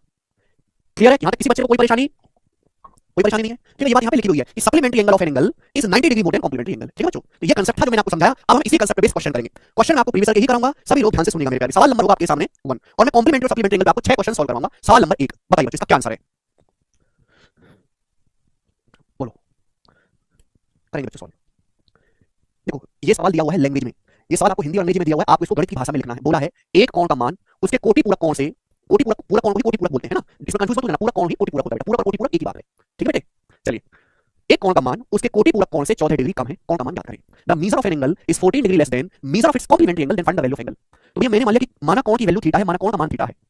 तो सवाल में बोला गया कि एक कोण का मान जो है, एक कोण की वैल्यू, एक एंगल की वैल्यू उसके कॉम्प्लीमेंट्री एंगल से 14 डिग्री कम है। अगर कोई कोण थीटा है तो बताओ बच्चों थीटा का कॉम्प्लीमेंट्री एंगल कितना होगा। तो थीटा का कॉम्प्लीमेंट्री एंगल होगा 90 degree minus theta, 90 minus theta. तो बोला कोण की जो वैल्यू है, एक कोण की जो वैल्यू है, थीटा की जो वैल्यू है, उसके कॉम्प्लीमेंट्री एंगल जो भी होगा उससे 14 डिग्री कम है, इसमें से 14 डिग्री माइनस कर देंगे मेरे प्यारे भाई, यानी कि अब ये दोनों बराबर हो गए। बात समझ में आई? तो एक कोण का जो मान है उसके कॉम्प्लीमेंट्री एंगल से 14 डिग्री कम है, ये लिखा हुआ था इंग्लिश में, हमने लिखा है गणित की भाषा में। यहां तक किसी बच्चे को समस्या 76 डिग्री गलत बता रहे हैं आप लोग। मैंने माना कि कोई कोण थीटा है तो थीटा का कॉम्प्लीमेंट्री एंगल क्या होगा, थीटा का कोटि पूरक कोण क्या होगा, 90 माइनस थीटा। तो कोण का जो मान है उसके कोटि पूरक कोण के मान से 14 डिग्री कम है। 14 डिग्री कम मतलब घटा देना, 14 डिग्री ज्यादा का मतलब जोड़ देना, ये माइनस 14 हो जाएगा। समझ में आया? फिर आप बोलोगे हां जी सर। अब ये माइनस का थीटा बेटा, जब ये माइनस थीटा इधर आएगा तो थीटा प्लस थीटा 2 थीटा हो जाएगा, ये बराबर। अब ये 90 में से 14 माइनस कर देंगे, 76 डिग्री हो जाएगा, हो जाएगा। तो थीटा कितना आएगा बताओ बच्चों, 76 डिग्री को 2 से भाग देंगे, 76 बटे 2 आएगा 38 डिग्री, यानी कि 38 डिग्री। तो कोण थीटा की जो वैल्यू होगी वो 38 डिग्री होगी। डी ऑप्शन इस सवाल का आंसर बनेगा। ठीक है, आगे चलते हैं अगले सवाल की तरफ। बोलो नेक्स्ट क्वेश्चन आपके सामने। डायरेक्ट मेथड है भाई, एक स्टेप का। थीटा हमने कोण का मान लेया, जैसे हम x मान लेते हैं, x मान के एंगल को थीटा मानते हैं। बोला यदि दो पूरक कोणों का अंतर 74 डिग्री है, दो पूरक कोण है उनका अंतर 74 डिग्री है, तो उनमें से एक कोण होगा जी यहाँ पे थोड़ा टाइपिंग में छूट गया, दो संपूरक कोण है भाई, संपूरक है, दो संपूरक कोणों का अंतर 74 डिग्री है, तो उनमें से एक कोण क्या होगा। ध्यान सुनिएगा, मैं आपको फिर से एक कांसेप्ट बताता हूं, फिर से मैं आपको एक कांसेप्ट बताता हूं, ध्यान से सुनिएगा। और कई जगह में अप्लाई करेंगे, ज्योमेट्री में, अर्थमेटिक में, हर जगह अप्लाई होता है, ध्यान सुनिएगा। अगर कभी भी आपको दो संख्याओं का योग दिया है, जैसे दो वैल्यू है x और y, मान ले दो वैल्यू है x और y, उनका सम आपको दिया है a, कैपिटल A, और ये दो संख्या है x और y, इनका आपको डिफरेंस दिया है b, डिफरेंस दिया है b। ठीक है, तो x की जो वैल्यू होगी वो क्या होगी, जब x का मान कितना होगा और y का मान कितना होगा, जरा आप मुझे बताओ। दो संख्याएं x और y, उनका योग दिया है, उनका अंतर दिया है, तो x है बड़ी संख्या, आप x बड़ी संख्या कैसे है, क्योंकि हम x में से y घटा रहे हैं, तो बड़ी में से छोटी संख्या घटाते हैं, तो x माइनस y है, bx प्लस y है। x का मान क्या होगा बच्चों, x का मान होगा इन दोनों को जोड़ के आधा कर दो, x का मान होगा a प्लस b बटे 2। y का मान क्या होगा, y का मान होगा इन दोनों को घटा के आधा कर दो, a में से b घटा देंगे, a माइनस b बटे 2। y का मान होगा बच्चे a माइनस b बटे 2। आप बोलोगे हाँ जी सर बिल्कुल सही। अब आप कहोगे सर क्यों, आपके सामने बच्चे दो इक्वेशन है, दो समीकरण, मुझे x का मान निकालना है, इन दोनों इक्वेशन को ऐड कर दो, दोनों इक्वेशन को जोड़ दो। अगर मैं दोनों को ऐड करूंगा तो देखो x में x जोड़ूंगा तो x हो जाएगा, जब मैं y में माइनस y जोड़ूंगा, y में माइनस y जोड़ूंगा तो कट नहीं जाएगा, प्लस y से माइनस y कट जाएगा, तो बराबर हो जाएगा a प्लस b हो जाएगा कि नहीं बच्चों। इन दोनों इक्वेशन को अगर मैं जोड़ दूंगा तो y से y कट जाएगा, प्लस y से माइनस y, और x हो जाएगा 2x, तो यानी कि ये दो जो है नीचे आ जाएगा। बताओ ये आ गया कि नहीं आ गया, ये तो मैंने डायरेक्ट लिखा, ये तो मैंने डायरेक्ट लिख दिया। और अगर मैं दोनों इक्वेशन को घटा दूंगा तो y का मान आ जाएगा। तो इस बात को अपने दिमाग में बिठा लो कि अगर दो संख्याओं का योग दिया है और दो संख्याओं का अंतर डिफरेंस दिया है, तो जो बड़ी संख्या होगी वो क्या होगी, जोड़ के आधा करना है, a प्लस b को जोड़ के आधा करना है, और y का जो मान होगा वो घटा के आधा करना है, a माइनस b बटे 2। कांसेप्ट क्लियर है? अगर आपको ये कांसेप्ट क्लियर है तो इस सवाल का आंसर बिना कलम उठाए करके बताओ जरा मुझे, बिना कलम उठाए बताओ। दो संपूरक कोण का अंतर 74 है, उनमें से एक कोण क्या होगा बताओ। आपको समझना चाहिए कि अगर आपके पास दो संपूरक कोण हैं, उनका संपूरक कोण की परिभाषा क्या है, ऐसे दो कोण जिनको जोड़ के 180 डिग्री आता हो। अगर आपके पास दो सप्लीमेंट्री एंगल हैं तो उन दोनों कोणों का योग 180 डिग्री होगा। सवाल में आपको दिया दो संपूरक कोण का अंतर, सवाल में आपको दो संपूरक कोण का डिफरेंस दिया, डिफरेंस यानी कि अंतर 74 डिग्री, तो पूछा उनमें से कोई एक कोण क्या होगा, तो यानी कि आपको दो एंगल का सम दिया है, दो एंगल का डिफरेंस दिया है, तो एक एंगल तो होगा जोड़ के आधा कर दो भाई। अगर मैं इनको जोड़ के आधा करूंगा तो 100 से बड़ा आएगा, 100 से बड़ा तो कोई ऑप्शन है नहीं, तो दूसरा एंगल होगा घटा के आधा कर दो। अब 180 में से 74 घटाऊंगा तो 106, और 106 का आधा 53 डिग्री, 53 डिग्री मुझे कौन से ऑप्शन में दिखा, यानी कि उन दोनों कोणों में से एक कोण 53 डिग्री होगा, और आपसे कोई एक कोण पूछा है, दूसरा तो ऑप्शन में है नहीं, तो इग्नोर कर दो, 53 डिग्री आंसर है। समझ में आया? दूसरा वाला एंगल निकालना था। बोलो आपको ये करना बेटा, ये चीज भी जिस दिन लिखना बंद कर दोगे ना उस दिन जाके नौकरी लगेगी। जिस दिन ये सीधा सवाल पढ़ के आंसर मार्क करने लगेगा ना, एक योग 180 है, डिफरेंस 74 है, 180 प्लस 74 बटे 2 एक एंगल आएगा, ऑप्शन में है क्योंकि सारे एंगल 100 से छोटे हैं, दूसरा 180 माइनस 74 बटे 2 53 डिग्री, चौथा ऑप्शन आंसर। ठीक है ना, इसके पीछे ये कांसेप्ट है, मैंने आपको कांसेप्ट समझा दिया बहुत अच्छी तरीके से। अगला सवाल बनाएंगे बेटा, सवाल नंबर होगा आपके सामने 3 नंबर क्वेश्चन बनाएंगे, जैसे जैसे सवाल बोले वैसे वैसे करते जाना है। The measure of the supplementary of an angle is 10 degree more than 4 times of original angle, find the complementary angle of that particular angle. Hindi में पढ़ते, बोला है किसी कोण का संपूरक कोण उस कोण के 4 गुने से 10 डिग्री अधिक है, किसी कोण के संपूरक कोण का मान उस कोण के 4 गुने से 10 डिग्री ज्यादा है। तो आपसे पूछा ओरिजिनल कोण का है ना, उस कोण का कोटि पूरक कोण या कॉम्प्लीमेंट्री एंगल क्या है। अगर बच्चों हमें सवाल सॉल्व करना है तो हमें वो कोण निकालना पड़ेगा जिसके बारे में ये सवाल कह रहा है। तो हम क्या करते हैं बच्चों, ऐसे सवाल में आपको ये जो लाइन रखी है इक्वेशन एक समीकरण है, इस समीकरण को मुझे सॉल्व करना है। तो मैंने मान लिया कि माना कोई कोण थीटा है, माना कोई कोण है थीटा, एक्स नहीं मानते बेटा, कोण को थीटा मानते अच्छा लगता है, जैसे आदमी का नाम तुम्हारा पूरा तुम्हारे घर चलेगा तुम्हें नहीं, ऐसी कोण की भी इज्जत है अपनी, तुम्हारी नहीं है, तुम बेरोजगार हो, इसकी है, थीटा नाम रखवाता है अपना। तो माना कोई कोण थीटा है तो थीटा का संपूरक कोण, जैसे सवाल बोले वैसे कर देना है। थीटा का सप्लीमेंट्री एंगल क्या होगा, थीटा का संपूरक कोण क्या होगा, तो हमने कोई कोण थीटा माना तो थीटा का सप्लीमेंट्री एंगल होगा 80 डिग्री माइनस थीटा। ये थीटा का सप्लीमेंट्री एंगल है, इसका जो मान है, इसकी जो वैल्यू है वो उस कोण के 4 गुने से 10 डिग्री ज्यादा है, उस कोण के 4 गुने से 10 डिग्री अधिक है। तो थीटा के सप्लीमेंट्री एंगल का जो मान है उस कोण क्या है थीटा, थीटा का 4 गुना मतलब 4 से गुना, थीटा के 4 गुने से 10 डिग्री अधिक है, यानी कि +10। यही तो सवाल में कहा था, हमने इसको गणित में लिख दिया कि थीटा का जो सप्लीमेंट्री एंगल है वो थीटा के 4 गुने से 10 डिग्री ज्यादा है। तो क्या आप यहां से सॉल्व करके थीटा का मान नहीं निकाल सकते? आपको क्वेश्चन निकालेंगे 10 जब इधर आएगा तो 180 में से 10 घटाएंगे 170 डिग्री बराबर, ये माइनस थीटा जब उधर जाएगा तो 4 थीटा 1 थीटा 5 थीटा हो जाएगा। तो थीटा कितना आएगा भाई? 5 से 170 को काटेंगे तो 5 या 15 5 24 34 डिग्री आ गया। थीटा का मान आ गया 34 डिग्री। बहुत सारे बच्चे कमेंट में जोश जोश में 34 डिग्री आंसर मार्क कर रहे हैं। आंसर 34 डिग्री नहीं है। सवाल में आपसे कोण नहीं पूछा, सवाल में आपसे थीटा का मान नहीं पूछा। जरा लास्ट लाइन को ढंग से पढ़ो, उसमें खेल हो गया है। लास्ट लाइन को ढंग से पढ़ो, पूछा है उस कोण का कोटि पूरा कोण बताओ। थीटा नहीं पूछा, थीटा का कॉम्प्लीमेंट्री एंगल पूछा है। थीटा तो आया 54, 54 का थीटा सॉरी 34, 34 का कॉम्प्लीमेंट्री एंगल पूछा है। तो 34 का कॉम्प्लीमेंट्री एंगल कितना आएगा मेरे प्यारे भाई? 90 माइनस 34, और 90 माइनस 34 क्या आएगा? 56 डिग्री। सवाल का आंसर है सी ऑप्शन। ज्यादा इमोशनल नहीं होना है, सवाल को ढंग से पढ़ना है। कर पाएंगे? सही बच्चे कर पा रहे हैं, ठीक है ना? आगे चलेंगे। सवाल नंबर 4। अगला क्वेश्चन मेरे दोस्तों आपके सामने, जवाब दीजिएगा इस क्वेश्चन का क्या आंसर है, फटाफट मुझे करके बताओ बेटे। 4 नंबर क्वेश्चन, सब बच्चे बताएंगे। करो।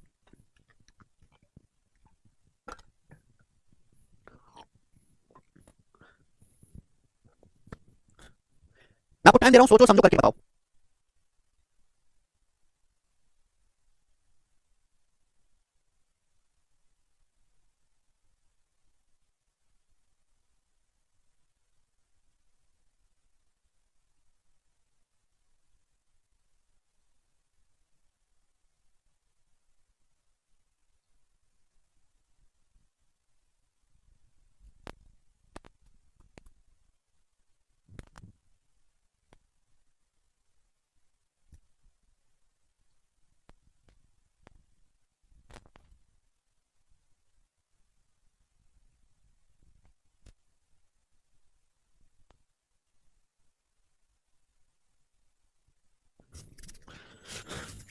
करे जी, अरे वाह, मैं तो तुमको हल्के में ले रहा था, तुम लोग तो आंसर बताने लगे हैं। वाह भाई। The supplementary angle of angle K is 13x + 30 degree and the complementary angle of angle K is 7x degree. What is value of K? सवाल को समझे। सवाल में देखो ये बोला कि कोई कोण के है, कोई कोण है के। के का जो कॉम्प्लीमेंट्री एंगल है, कॉम्प्लीमेंट्री वो है 7x डिग्री। कितना है बेटा? 7x degree. और के का जो सप्लीमेंट्री एंगल है संपूर्ण कोण, वो है 13x + 30 डिग्री।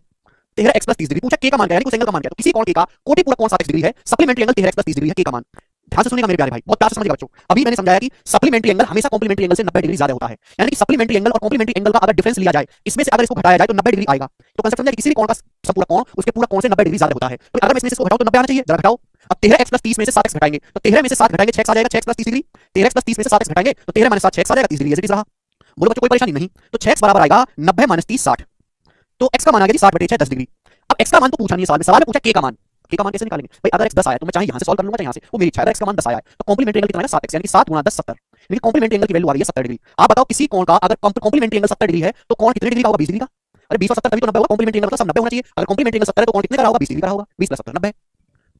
खत्म। आसान सवाल। सवाल नंबर है दोस्तों आपके सामने 5, ये बताएंगे जल्दी से। करो अगला क्वेश्चन। 2 क्वेश्चन और है। x और y are two supplementary angle. x और y दो समपूरक कोण हैं। देखो बच्चों, अगर दो x और y यहाँ पे दो समपूरक कोण हैं तो पहली लाइन का मतलब ये है कि x और y का जो सम है वो 180 डिग्री है। सप्लीमेंट्री एंगल समपूरक कोण का मतलब ऐसे दो कोण जिनका योग 180 डिग्री हो। x + y 180 डिग्री है। ये पहली लाइन में दिया हुआ। आगे जाके इसकी भाषा को समझो। यदि कोण x का सप्लीमेंट्री एंगल y के कॉम्प्लीमेंट्री एंगल का आधा है। एग्जाम आपको बिल्कुल पूरी तरीके से पागल बनाने की कोशिश कर रहा है, पूरी तरीके से। अगर आप इस सवाल की लैंग्वेज को समझ गए बिल्कुल आसान है। सामने साफ-साफ ये कहा गया है कि x और y दो सप्लीमेंट्री एंगल है, उनका योग 180 है। अब x का सप्लीमेंट्री एंगल, तो भाई x का सप्लीमेंट्री एंगल तो y हुआ ना। x का कोण, x का संपूरक कोण, x का सप्लीमेंट्री एंगल तो y हुआ ना। x का सप्लीमेंट्री एंगल तो y हुआ ना बच्चे। इसकी जो वैल्यू है वो किसके बराबर है? वो y के कॉम्प्लीमेंट्री कोण का आधा है।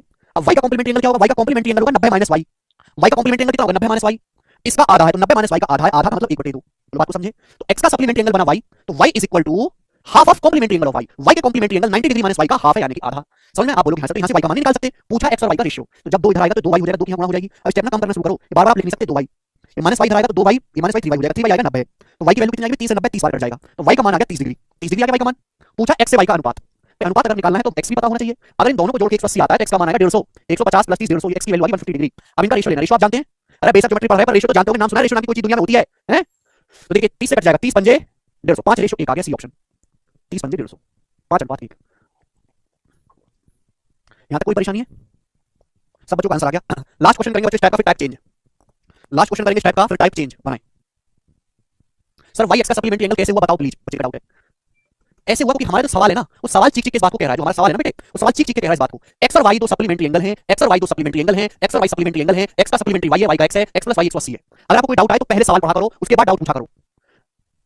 पता है स्टूडेंट को, खासकर फ्रेशर बच्चे के 90% डाउट खत्म हो जाए, 90% को। अगर वो क्वेश्चन को सही से पढ़ना शुरू कर दे, सवाल को, तो सवाल ऊपर ऊपर से पढ़ता है, सीधा सॉल्यूशन देखना शुरू करता है। अगर आप क्वेश्चन सही से पढ़ो और रिवीजन करो डेली, जो भी आपको अगली क्लास में पढ़ाया जा रहा है क्लास में, उसका अगले दिन रिवीजन करके आओ, आपके 90% डाउट खत्म हो जाए, 90%। अच्छा, जिन बच्चों ने कभी जिंदगी में कोई इक्वेशन ही सॉल्व नहीं करी उनको मुश्किल होगी, ठीक है ना? वो धीरे धीरे समझेंगे। जरूरी नहीं कि हर चीज तुरंत की तुरंत एक साथ समझी जाए। चलो, the measure of supplement of angle A is 40 degree larger than twice the measure of complement of angle A. What the sum in degrees of the measure of supplement and complement of angle A. देखो सवाल बहुत ही आसान है, बस आपको language को पकड़ना है। बोला है कोण ए का संपूरक कोण उसके कोटि पूरक कोण के दुगने से 40 डिग्री ज्यादा है। एंगल ए का सप्लीमेंट्री एंगल एंगल ए के कॉम्प्लीमेंट्री एंगल से 40 डिग्री लार्जर है, ये तो बोला है। तो हमने देखो कोई कोण है ए, कोई कोण ए है, नाम भी दे दिया। चलो यहाँ पे तो ए का सप्लीमेंट्री एंगल कितना आएगा, ए का सप्लीमेंट्री एंगल होगा 180 डिग्री माइनस ए, ये ए का सप्लीमेंट्री एंगल होगा, ए का संपूरक कोण होगा, इसकी जो वैल्यू है वो उसके कोटि पूरक कोण से के दुगने से 40 डिग्री ज्यादा है। एंगल ए के सप्लीमेंट्री एंगल की जो वैल्यू है वो कॉम्प्लीमेंट्री एंगल के डबल से। कॉम्प्लीमेंट्री एंगल क्या होता है भाई, अगर कोई कोण ए है तो ए का कॉम्प्लीमेंट्री एंगल कितना होगा 90 डिग्री माइनस ए, 90 माइनस ए तो 90 डिग्री माइनस ए के डबल से, इसके डबल से यानी कि इसके दुगने से 40 डिग्री ज्यादा है, 40 डिग्री लार्ज है, लार्ज का मतलब प्लस 40। ये तो सवाल में बोला गया है। जो बात एग्जामिनर ने हिंदी में लिख के दी अंग्रेजी में उसको हमने गलत में लिख दिया कि ए का जो सप्लीमेंट्री एंगल है 180 डिग्री माइनस है, इसकी जो वैल्यू है वो ए के कॉम्प्लीमेंट्री एंगल का दुगना करना है, दुगने से 40 डिग्री अधिक है। तो मुझे यहां से सॉल्व करके ए का मान निकालना है। बच्चों अगर आप इस दो की यहां अंदर गुणा कर दोगे, दो की तो 2 गुणा 90 180 हो जाएगा, दो की ए में गुणा करेंगे -2 मैं सीधा लिख रहा हूं यहीं पे, दो की 90 में गुणा करेंगे 180 हो जाएगा और ये माइनस का 2 है। अगर आप ध्यान से देखो तो 180 180 कट गया, ये माइनस का 2 इधर आएगा, तो माइनस का 2 जब इधर आएगा पॉजिटिव हो जाएगा, 2 में से 1 घटाएंगे तो ए का मान आएगा 40 डिग्री। ए का मान नहीं पूछा क्या है, पूछा बोलता सम कितना होगा ए के सप्लीमेंट्री और ए के कॉम्प्लीमेंट्री एंगल, ए के सप्लीमेंट्री एंगल और ए के कॉम्प्लीमेंट्री एंगल का योग कितना है, तो ए है 40, 40 का सप्लीमेंट्री एंगल आएगा 140, 180 में से घटाएंगे, 40 का कॉम्प्लीमेंट्री एंगल कितना आएगा 90 में से 40 घटाएंगे 50, इन दोनों का योग पूछा तो इन दोनों का योग आएगा 190, आंसर पहला ऑप्शन। बचेगा 180 कैसे कट गया, हे भगवान। और किसी को डाउट है 180 कैसे कट गया, तरुण कहने को लिखने के बाद आपको शीट कहां मिलेंगी, शीट मिलेगी नोट्स वाले सेक्शन में। आप नोट्स वाले सेक्शन में जाओ, वहां पे आपको शीट अपलोडेड मिलेगी, नोट्स बना हुआ है ना ऊपर वहां पर। बेटे अगर आप गणित सीखना चाहते हो तो कम से कम जोड़ घटाना गुणा भाग आना चाहिए। हमसे उम्मीद मत करो कि मैं आपको यहाँ पे काटना कूटना जोड़ घटाना सिखाऊंगा, ठीक है ना।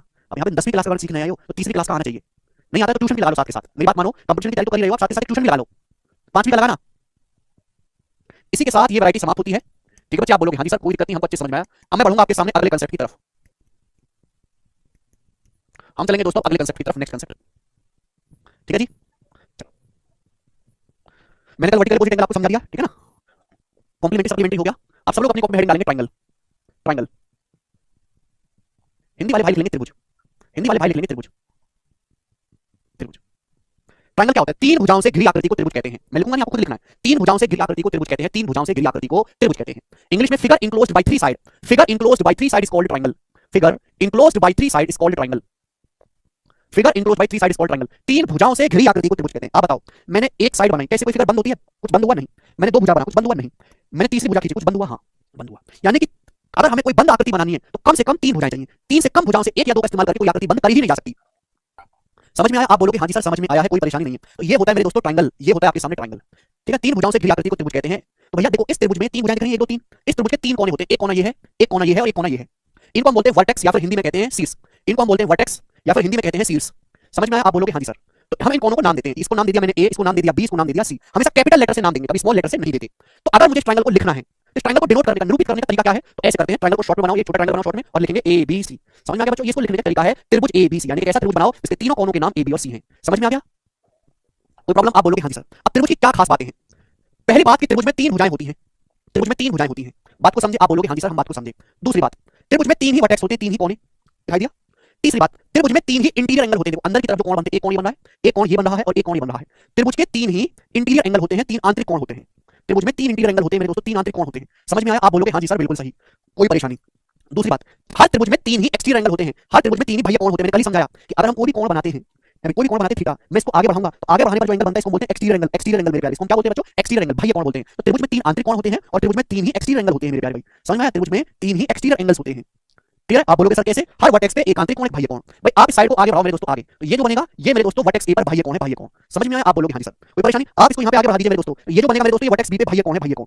आगे बढ़ा दीजिए मेरे प्यारे, ठीक है बच्चों, आप इसको आगे बढ़ा दीजिए वर्टेक्स सी पे, ये जो बनेगा ये वर्टेक्स सी पे एक्सटीरियर एंगल है, बाह्य कोण है। समझ में आया, आप बोलोगे हाँ जी सर समझ में आया है। तो 3 ही आंतरिक कोण है और 3 ही बाह्य कोण है। सर को दिखाई दिया, मजा आ रहा है, कोई तकलीफ। अब कुछ बच्चे मुझसे ये लड़ाई करेंगे कि सर जैसे आपने ट्रायंगल बनाया, आपने त्रिभुज की ये साइड बढ़ाई तो आप कह रहे हो ये एक्सटीरियर एंगल है, ये वाला एक्सटीरियर एंगल, ये वाला बाह्य कोण। सर मैं अगर ये वाली भुजा बढ़ा लूं, ये वाली, भाई हम आपने तो सर बी को बढ़ा दिया, बी को, ये बी को बढ़ा दिया एक्सटीरियर एंगल है। सर मैं अगर ये बढ़ा दूं सी, अगर मैं ये वाली भुजा बढ़ा दूं तो ये भी एक्सटीरियर बनना चाहिए। तो मैं आपकी बात से पूर्ण संतुष्ट हूं, ये भी एक्सटीरियर एंगल है। बच्चा इन दोनों में कोई फर्क है नहीं भाई, वर्टिकल अपोजिट एंगल नहीं, सी में कौन वर्टिकल अपोजिट एंगल जो ये होगा। यानी कि चाहे साइड ये बढ़ा लो किसी भी वर्टेक्स पे, कुछ भी कहीं से बढ़ा लो, कहीं से भी बढ़ा लो, बनेगा जो एक्सटीरियर एंगल होगा, सीधा बढ़ाना, बस स्ट्रेट लाइन बढ़ाना, चाहे बी को बढ़ा लो चाहे सी को बना लो, जो एंगल बनेगा वो एक्सटीरियर एंगल बराबर ही बनेगा हर जगह से। ठीक है बच्चे, आप बोलोगे हाँ जी सर बिल्कुल सही। तो हर त्रिभुज में 3 भुजाएं होती हैं, 3 शीर्ष होते हैं, 3 आंतरिक कोण होते हैं, 3 बाह्य कोण होते हैं। ठीक, अब पहला कांसेप्ट मैं आपको समझाऊंगा, ध्यान से सुनिएगा। पहला कांसेप्ट, त्रिभुज के तीनों आंतरिक कोणों का योग 180 डिग्री होता है। त्रिभुज के तीनों आंतरिक कोणों का योग, ट्रायंगल के तीनों इंटीरियर एंगल का सम 180 डिग्री होता है, 180 डिग्री होता है। सब लोग अपनी कॉपी में उतार लेंगे, मैं आपको इसका प्रूफ भी समझाऊंगा बाद में, ठीक है। उसके लिए मुझे और बताना पड़ेगा, अभी के लिए ध्यान रखो मेरे दोस्तों। ये त्रिभुज है एबीसी, इसके अंदर के तीन कोण बन रहे हैं, ये कोण ए है, ये बी है और ये सी है। इन तीनों कोणों का योगफल हमेशा 180 डिग्री होता है। त्रिभुज किसी भी साइज का हो, किसी भी शेप का हो, छोटा मोटा काना भेड़ा लूला लगा, कैसा भी त्रिभुज बनाओ, कैसा बनाओ त्रिभुज, आप ऐसा त्रिभुज बनाओ, कुछ भी बनाइए, हमेशा उसके तीन आंतरिक कोणों का योगफल 180 डिग्री रहेगा, 180 से हटने वाला नहीं है। जैसे मैं आपसे कहूं कि ये वाला एंगल 73 डिग्री का है, ये एंगल 55 डिग्री का है, तो आप हमें जवाब देंगे कि ये वाला कोण कितने डिग्री का होगा। जवाब दो बच्चों, बताएंगे सब लोग।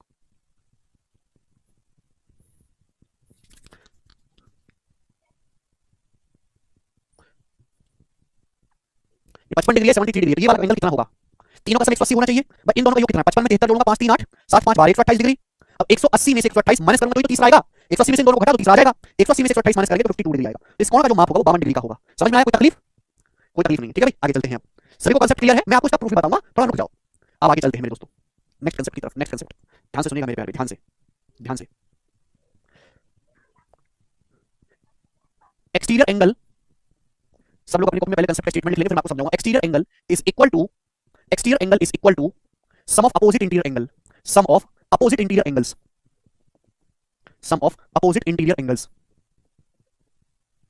हिंदी में बताते हैं, किसी भी त्रिभुज में बाह्य कोण का माप विपरीत आंतरिक कोणों के माप के बराबर होता है। किसी भी त्रिभुज में बाह्य कोण की जो वैल्यू होती है, किसी भी त्रिभुज में बाह्य कोण की जो वैल्यू होती है, वो अपोजिट इंटीरियर एंगल के बराबर होती है, अपोजिट इंटीरियर एंगल के सम के बराबर होती है। नहीं समझे होंगे इस बात को, मैं समझाने की कोशिश करता हूं। जैसे मेरे दोस्तों आपके पास, इसको हटाओ, जैसे मेरे दोस्तों आपके पास ट्रायंगल है, ट्रायंगल एबीसी। अब मैंने इसकी साइड बीसी को आगे बढ़ा दिया, बढ़ा दिया साइड बीसी को आगे, तो मेरे दोस्तों ये बन गया वर्टेक्स सी पे एक्सटीरियर एंगल। वर्टेक्स सी पे एक्सटीरियर एंगल बन गया, बाह्य कोण एट वर्टेक्स सी, इसको बोलेंगे exterior angle at vertex C. Point C पर बना बाह्य कोण। आप बोलोगे हां जी सर, तो इसकी जो वैल्यू होगी, बाकी जो दोनों कोण बचे हैं, बाकी जो दो कोण बचे हैं ए और बी, इसलिए शब्द इस्तेमाल करा अपोजिट, बाकी जो दो कोण बचे हैं उनके योग के बराबर होगी। समझ में? इसकी जो वैल्यू होगी, बाकी जो दो कोण बचे हैं अंदर वाले, है ना, अपोजिट इंटीरियर अंदर वाले, बाकी दोनों कोणों के योग के बराबर होगी। आप बोलोगे सर ऐसा क्यों?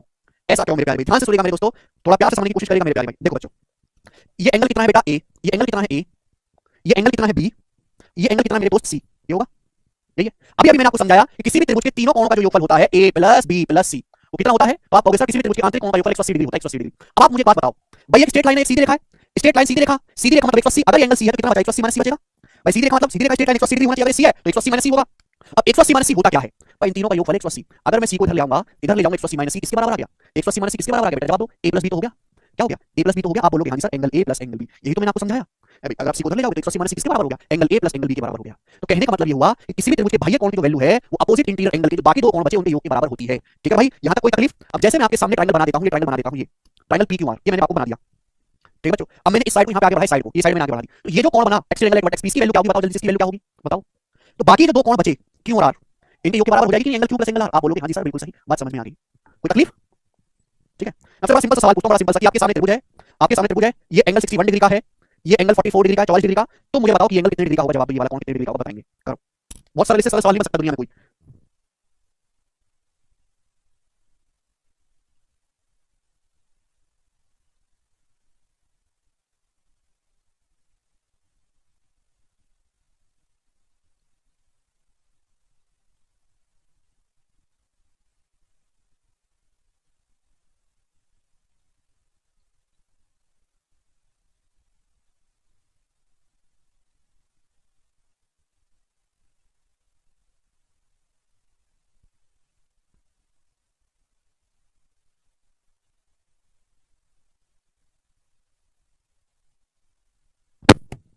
अरे बताएंगे लोग क्या है?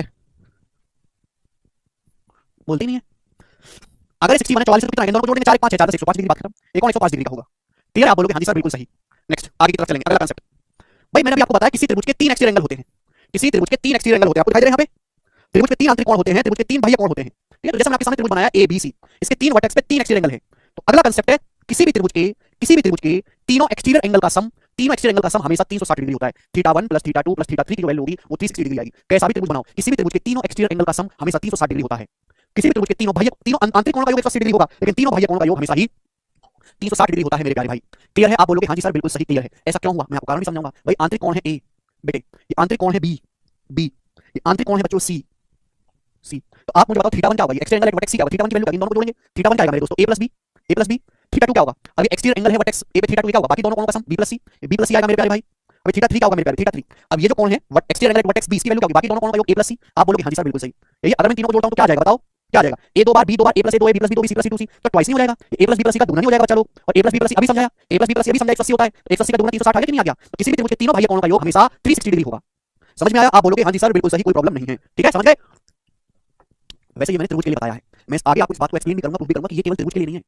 अगर हम चतुर्भुज बना लेना, चतुर्भुज भी, तो चतुर्भुज के लिए अगर हम सारे एक्सट्रीम एंगल खींच दें, सारे एक्सट्रीम एंगल, तो चारों एक्सट्रीम एंगल का सम भी 360 आएगा। चाहे मैं त्रिभुज बनाऊं, 3 भुजा वाला बनाऊं, तो 4 भुजा वाला बनाऊं, 5 भुजा वाला, 6 वाला, 7 वाला, 100 वाला, 1 लाख भुजा वाला, हर हर आकृति के बाह्य कोणों का योग, आंतरिक कोणों का योग अलग अलग होगा, लेकिन हर आकृति के बाह्य कोणों का योग निश्चित होता है 360 डिग्री। ये टेक्नोलॉजी फिक्स है। ये तो मैंने 3 त्रिभुज के लिए बताया, 3 भुजाएं, चाहे मैं 4 भुजा वाला बना दूं, 5 वाला, 6 वाला, 7 भुजाओं की आकृति बना दूं, 8 की, 100 की, चाहे 1 लाख की, कितनी भुजाएं हो, आंतरिक कोणों का योग हमेशा अलग अलग आएगा, अलग अलग, लेकिन बाह्य कोणों का योग हमेशा हर आकृति में फिक्स होता है 360 डिग्री, किसी भी पॉलीगन के लिए, किसी भी बहुभुज के लिए। ये बात मैं आपको आगे समझाऊंगा, मैंने बता दी आपको, इसको आगे एक्सप्लेन नहीं करेंगे।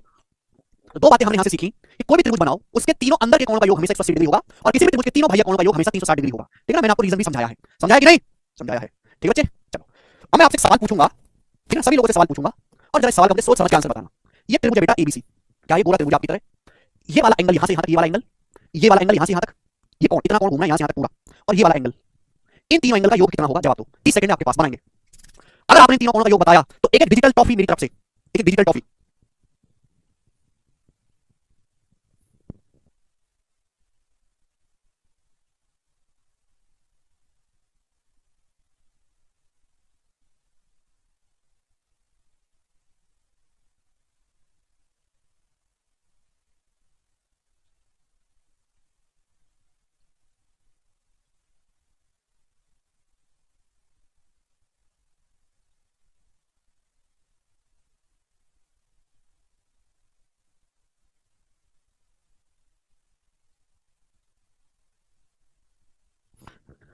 कौन बालक इस सवाल को करेगा? 1000 डिग्री, 720 डिग्री, हैं? बता लो, तुक्का मार लो। अरे गधा लोग, हमने क्या बताया है कि एक पूरा राउंड 360 डिग्री का होता है, 360 होता है कि नहीं?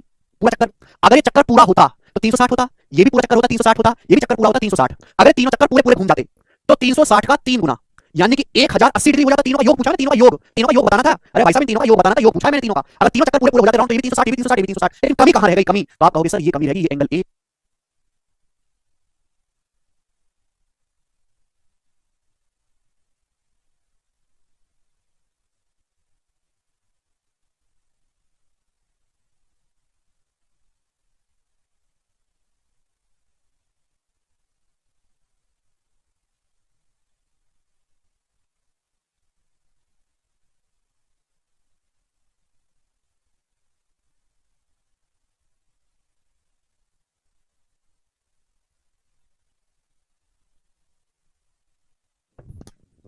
हाँ जी, आवाज आ गई? 360 किया माइनस 180, 900 डिग्री आंसर था सवाल का। ये बनाए, पेपर का पूछा सवाल है, कोई मजाक नहीं उड़ाएगा सवाल का, कोई मजाक नहीं उड़ाएगा सवाल का, कोई भी।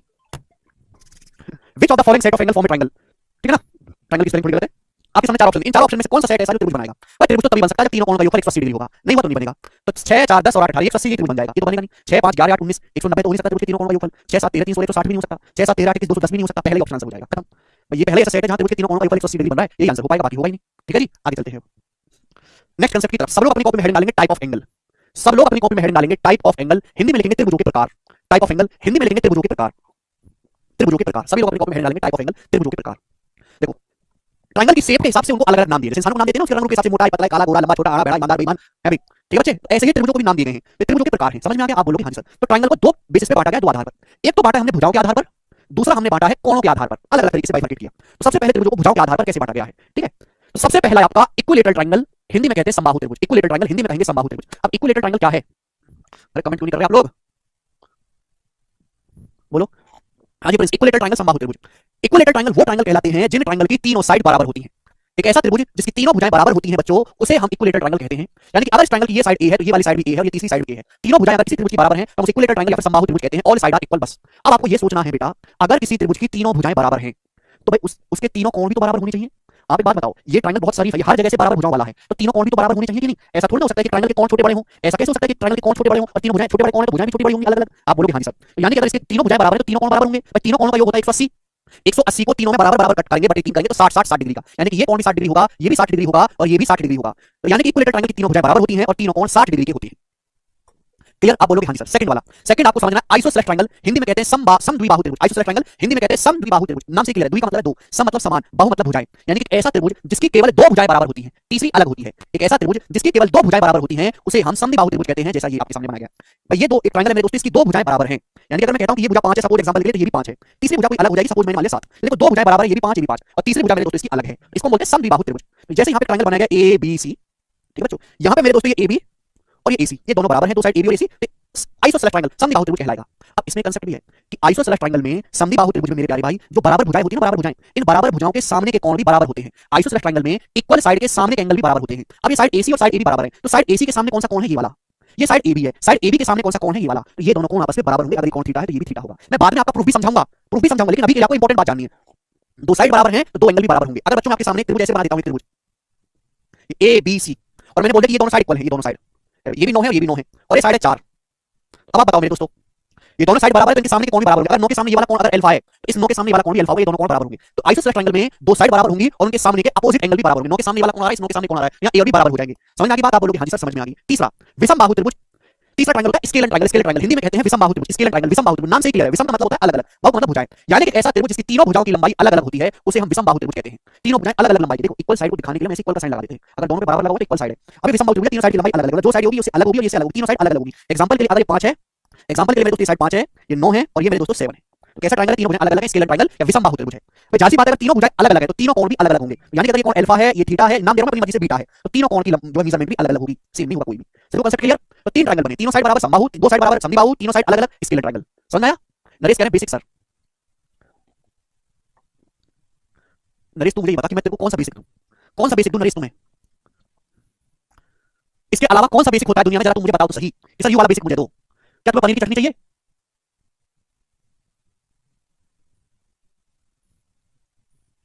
हैं? मैं एक फिल्म बना रहा हूं, एक था बेसिक नरेश, मैं तुम्हें उसमें विलन का रोल दूंगा। ठीक है जी, विलन का रोल दूंगा। एक था बेसिक, हॉलीवुड की फिल्म है भाई, बहुत खतरनाक फिल्म बन के आएगी, देखना तुम कहां पे दुनिया देखती उसे। एबीसीडी पढ़ने आओगे, गलत पढ़ने आयो। अगला मेरे दोस्तों, ये मैंने बताया ट्रायंगल का टाइप साइड के आधार पर, हम बांटेंगे एंगल के बेसिस पे, कोण के आधार पर। त्रिभुज को कोण के आधार पर कैसे बांटा गया है? सबसे पहला होता है एक्यूट ट्रायंगल, न्यून कोण त्रिभुज, एक्यूट एंगल ट्रायंगल, न्यून कोण त्रिभुज। ठीक है भाई, यानी कि ऐसा त्रिभुज जिसके तीनों कोण 90 डिग्री से कम होते हैं, जिसके तीनों कोण एक्यूट एंगल होते हैं उसे हम एक्यूट एंगल ट्रायंगल कहते हैं। जिसके तीनों कोण 90 डिग्री से छोटे होते हैं उनको हम एक्यूट एंगल ट्रायंगल कहते हैं। जैसे कि मेरे दोस्तों 50 डिग्री है, अभी मेरे दोस्तों ये आपका ले लेते हैं सपोज 70 डिग्री है और ये 60 डिग्री है, ये तीनों कोण है, देखो तीनों कोण 90 डिग्री से छोटे हैं, तीनों का सम 180 है, तो एक्यूट एंगल ट्रायंगल कहलाएगा। तो न्यून कोण त्रिभुज एक ऐसा त्रिभुज जिसके तीनों कोण कुछ भी हो पर 90 डिग्री से छोटे होने चाहिए, न्यून कोण त्रिभुज कहलाएगा। अगला है राइट एंगल ट्रायंगल या फिर सम कोण त्रिभुज। राइट एंगल ट्रायंगल होता है मेरे प्यारे भाई एक ऐसा त्रिभुज जिसमें एक एंगल एग्जैक्ट 90 डिग्री का हो, 90 डिग्री का, जैसे कि आपके सामने यहां पर ये कोण जो दिखाई दे रहा है 90 डिग्री का दिखाई दे रहा है, ABC। समझ में? आप बोलोगे हां जी सर बिल्कुल सही, ABC समझ में आया? तो 90 डिग्री है एक ऐसा त्रिभुज जिसमें कोई एक एंगल 90 डिग्री का हो मेरे प्यारे भाई, उसे हम राइट एंगल ट्रायंगल या समकोण त्रिभुज कहते हैं। समझ में आया? एग्जैक्ट एक कोण 90 डिग्री का होगा। जहां सी बात है अगर एक कोण 90 का हो गया तो बाकी दोनों कोण 90 से छोटे होंगे, बाकी दोनों कोण एक्यूट एंगल बनेंगे। बनेंगे कि नहीं बनेंगे? अगर मैं आपसे कहूं कि ये वाला कोण थीटा है तो बताओ ये कितना होगा? ये कितना होगा बेटा? ये 90 है, ये थीटा, तो कितना बचेगा? अगर ये 90 डिग्री है तो बाकी दोनों का सम भी 90 होना चाहिए। अगर ये एंगल 90 है तो बाकी दोनों का 90 बचना चाहिए, तभी तो 90 90 180 होगा। अगर ये थीटा है तो ये कितना बचा? फिर 90 माइनस थीटा, यानी कि कोण होंगे theta 90 90 minus theta, theta 90 90 minus theta, theta 90 90 minus theta. नहीं प्रदीप, पर ट्रायंगल तो तभी बनेगा ना तीनों का सम 180 हो। तो यानी कि ऐसा त्रिभुज जिसमें कोई एक एंगल 90 डिग्री हो, राइट एंगल कहलाएगा। अगर 90 तो बाकी दोनों का सम भी तो 90 होगा ना, तभी तो 180 बनेगा। अगर थीटा है तो क्या होगा? 90 माइनस थीटा। समझ में आया? आप बोलोगे हां जी सर बिल्कुल सही।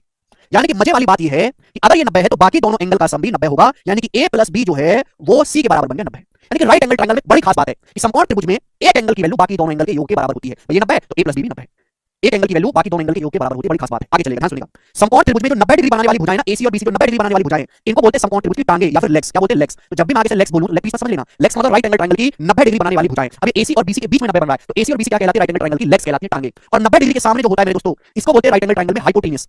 नाम सुना कभी आपने? हाइपोटेन्यूस हिंदी में कहते हैं कर्ण। राइट एंगल ट्रायंगल का क्या कहते हैं बच्चों? इसे कर्ण कहते हैं, कर्ण। वैसे राइट एंगल ट्रायंगल में हाइपोटेन्यूस जो होता है वो सबसे बड़ा होता है, सबसे बड़ा। यहां तक की बात क्लियर है? बोलो। अगर ये 90 है तो बाकी दोनों कोणों का सम 90 बचेगा। थीटा है तो 90 माइनस थीटा। 90 डिग्री बनाने वाली जो भुजाएं समकोण त्रिभुज की टांगे कहलाती हैं, लेग्स। 90 डिग्री के सामने की जो भुजाएं उसे हम हाइपोटेन्यूस या कर्ण कहते हैं। समझ में आ गया? आप बोलोगे हां जी सर बिल्कुल सही। चलो अब देखो, बचपन में मैं आपको इसका बाद में बहुत डिटेल में समझाऊंगा, प्रूव भी कराऊंगा। अभी मैं ऐसी छोटी-छोटी बातें बता दे रहा हूं जो आपको पता होनी ही चाहिए। देखो बच्चों, ये वर्टेक्स ए, वर्टेक्स ए के सामने की भुजा को मैंने नाम दे दिया वर्टेक्स ए के सामने स्मॉल ए है। ये वर्टेक्स क्या नाम दे दिया मैंने? स्मॉल ए। ये वर्टेक्स बी के सामने स्मॉल बी है और सी के सामने स्मॉल सी है। ये भुजाओं की लंबाई है। तो आपने पढ़ा है राइट एंगल ट्रायंगल में पाइथागोरस थ्योरम, यानी कि C² बराबर हो गया A² + B²। समकोण त्रिभुज में C² जो होता है हाइपोटेन्यूस का जो स्क्वायर होता है वो बाकी दोनों साइड के स्क्वायर के योग के बराबर होता है। इसको बोलते हैं पाइथागोरस थ्योरम। किसी बच्चे ने अगर नहीं पढ़ी है तो 10वीं क्लास कैसे पास हो गया मुझे तो पता ही नहीं पड़ा भैया। इसी समकोण त्रिभुज में हाइपोटेन्यूस का स्क्वायर अदर टू साइड के अन्य दो भुजाओं के वर्गों के योग के बराबर होता है। इसे पाइथागोरस थ्योरम बोलते हैं। समझ में आया? 90 डिग्री के सामने C हाइपोटेन्यूस है, C² बराबर A² + B² पाइथागोरस थ्योरम। कहां से है, क्यों है, बात की बात मैं आपको समझाऊंगा बाद में। ये ट्रिग्नोमेट्री में पढ़ना है, ज्योमेट्री में पढ़ना है, मेंसुरेशन में पढ़ना है, हर जगह पढ़ना है पाइथागोरस थ्योरम। तो ये सारी बातें थी राइट एंगल ट्रायंगल के बारे में। अब आखिरी मुझे बताना है आपको ऑब्टूस एंगल ट्रायंगल अधिकोण त्रिभुज। बेटा ऑब्टूस एंगल ट्रायंगल होता है एक ऐसा त्रिभुज जिसमें एक एंगल ऑब्टूस हो, एक एंगल 90 डिग्री से बड़ा हो। अगर किसी त्रिभुज का कोई कोण 90 डिग्री से बड़ा है, एक ही कोण हो पाएगा, एक से ज्यादा नहीं हो पाएगा, तो ऑब्टूस एंगल कहलाता है। जैसे कि एग्जांपल के लिए यहां पे जो एंगल है ये मैंने मान लिया कि 10 डिग्री का है, तो कोण कैसा हो गया 90 डिग्री से बड़ा, तो ये ट्रायंगल ऑब्टूस एंगल ट्रायंगल कहलाएगा। तो अधिकोण त्रिभुज का मतलब एक ऐसा कोण एक ऐसा त्रिभुज जिसका एक कोण 90 डिग्री से बड़ा हो या ऑब्टूस एंगल हो, उसे हम अधिकोण त्रिभुज कहते हैं। समझ में आया? आप बोलोगे हाँ जी सर। तो ये सारी कहानी थी ट्रायंगल के टाइप के बारे में। आज मैं इतना ही छोड़ूंगा मेरे दोस्तों। अब मैं जा रहा हूं पार्टी करने, आज तुम्हारी मैम का बर्थडे है, तुम कुछ भी करते रहो, ठीक है भाई, रिवीजन करो, मेहनत करो, ठीक है भाई। गुरुजी इंग्लिश की तैयारी कैसे करें प्लीज बताइए, ये सब सवाल बाद में, ठीक है भाई। अब मैं जा रहा हूं तुम्हें छोड़ के, तुम्हारा मेरा साथ नहीं था आज।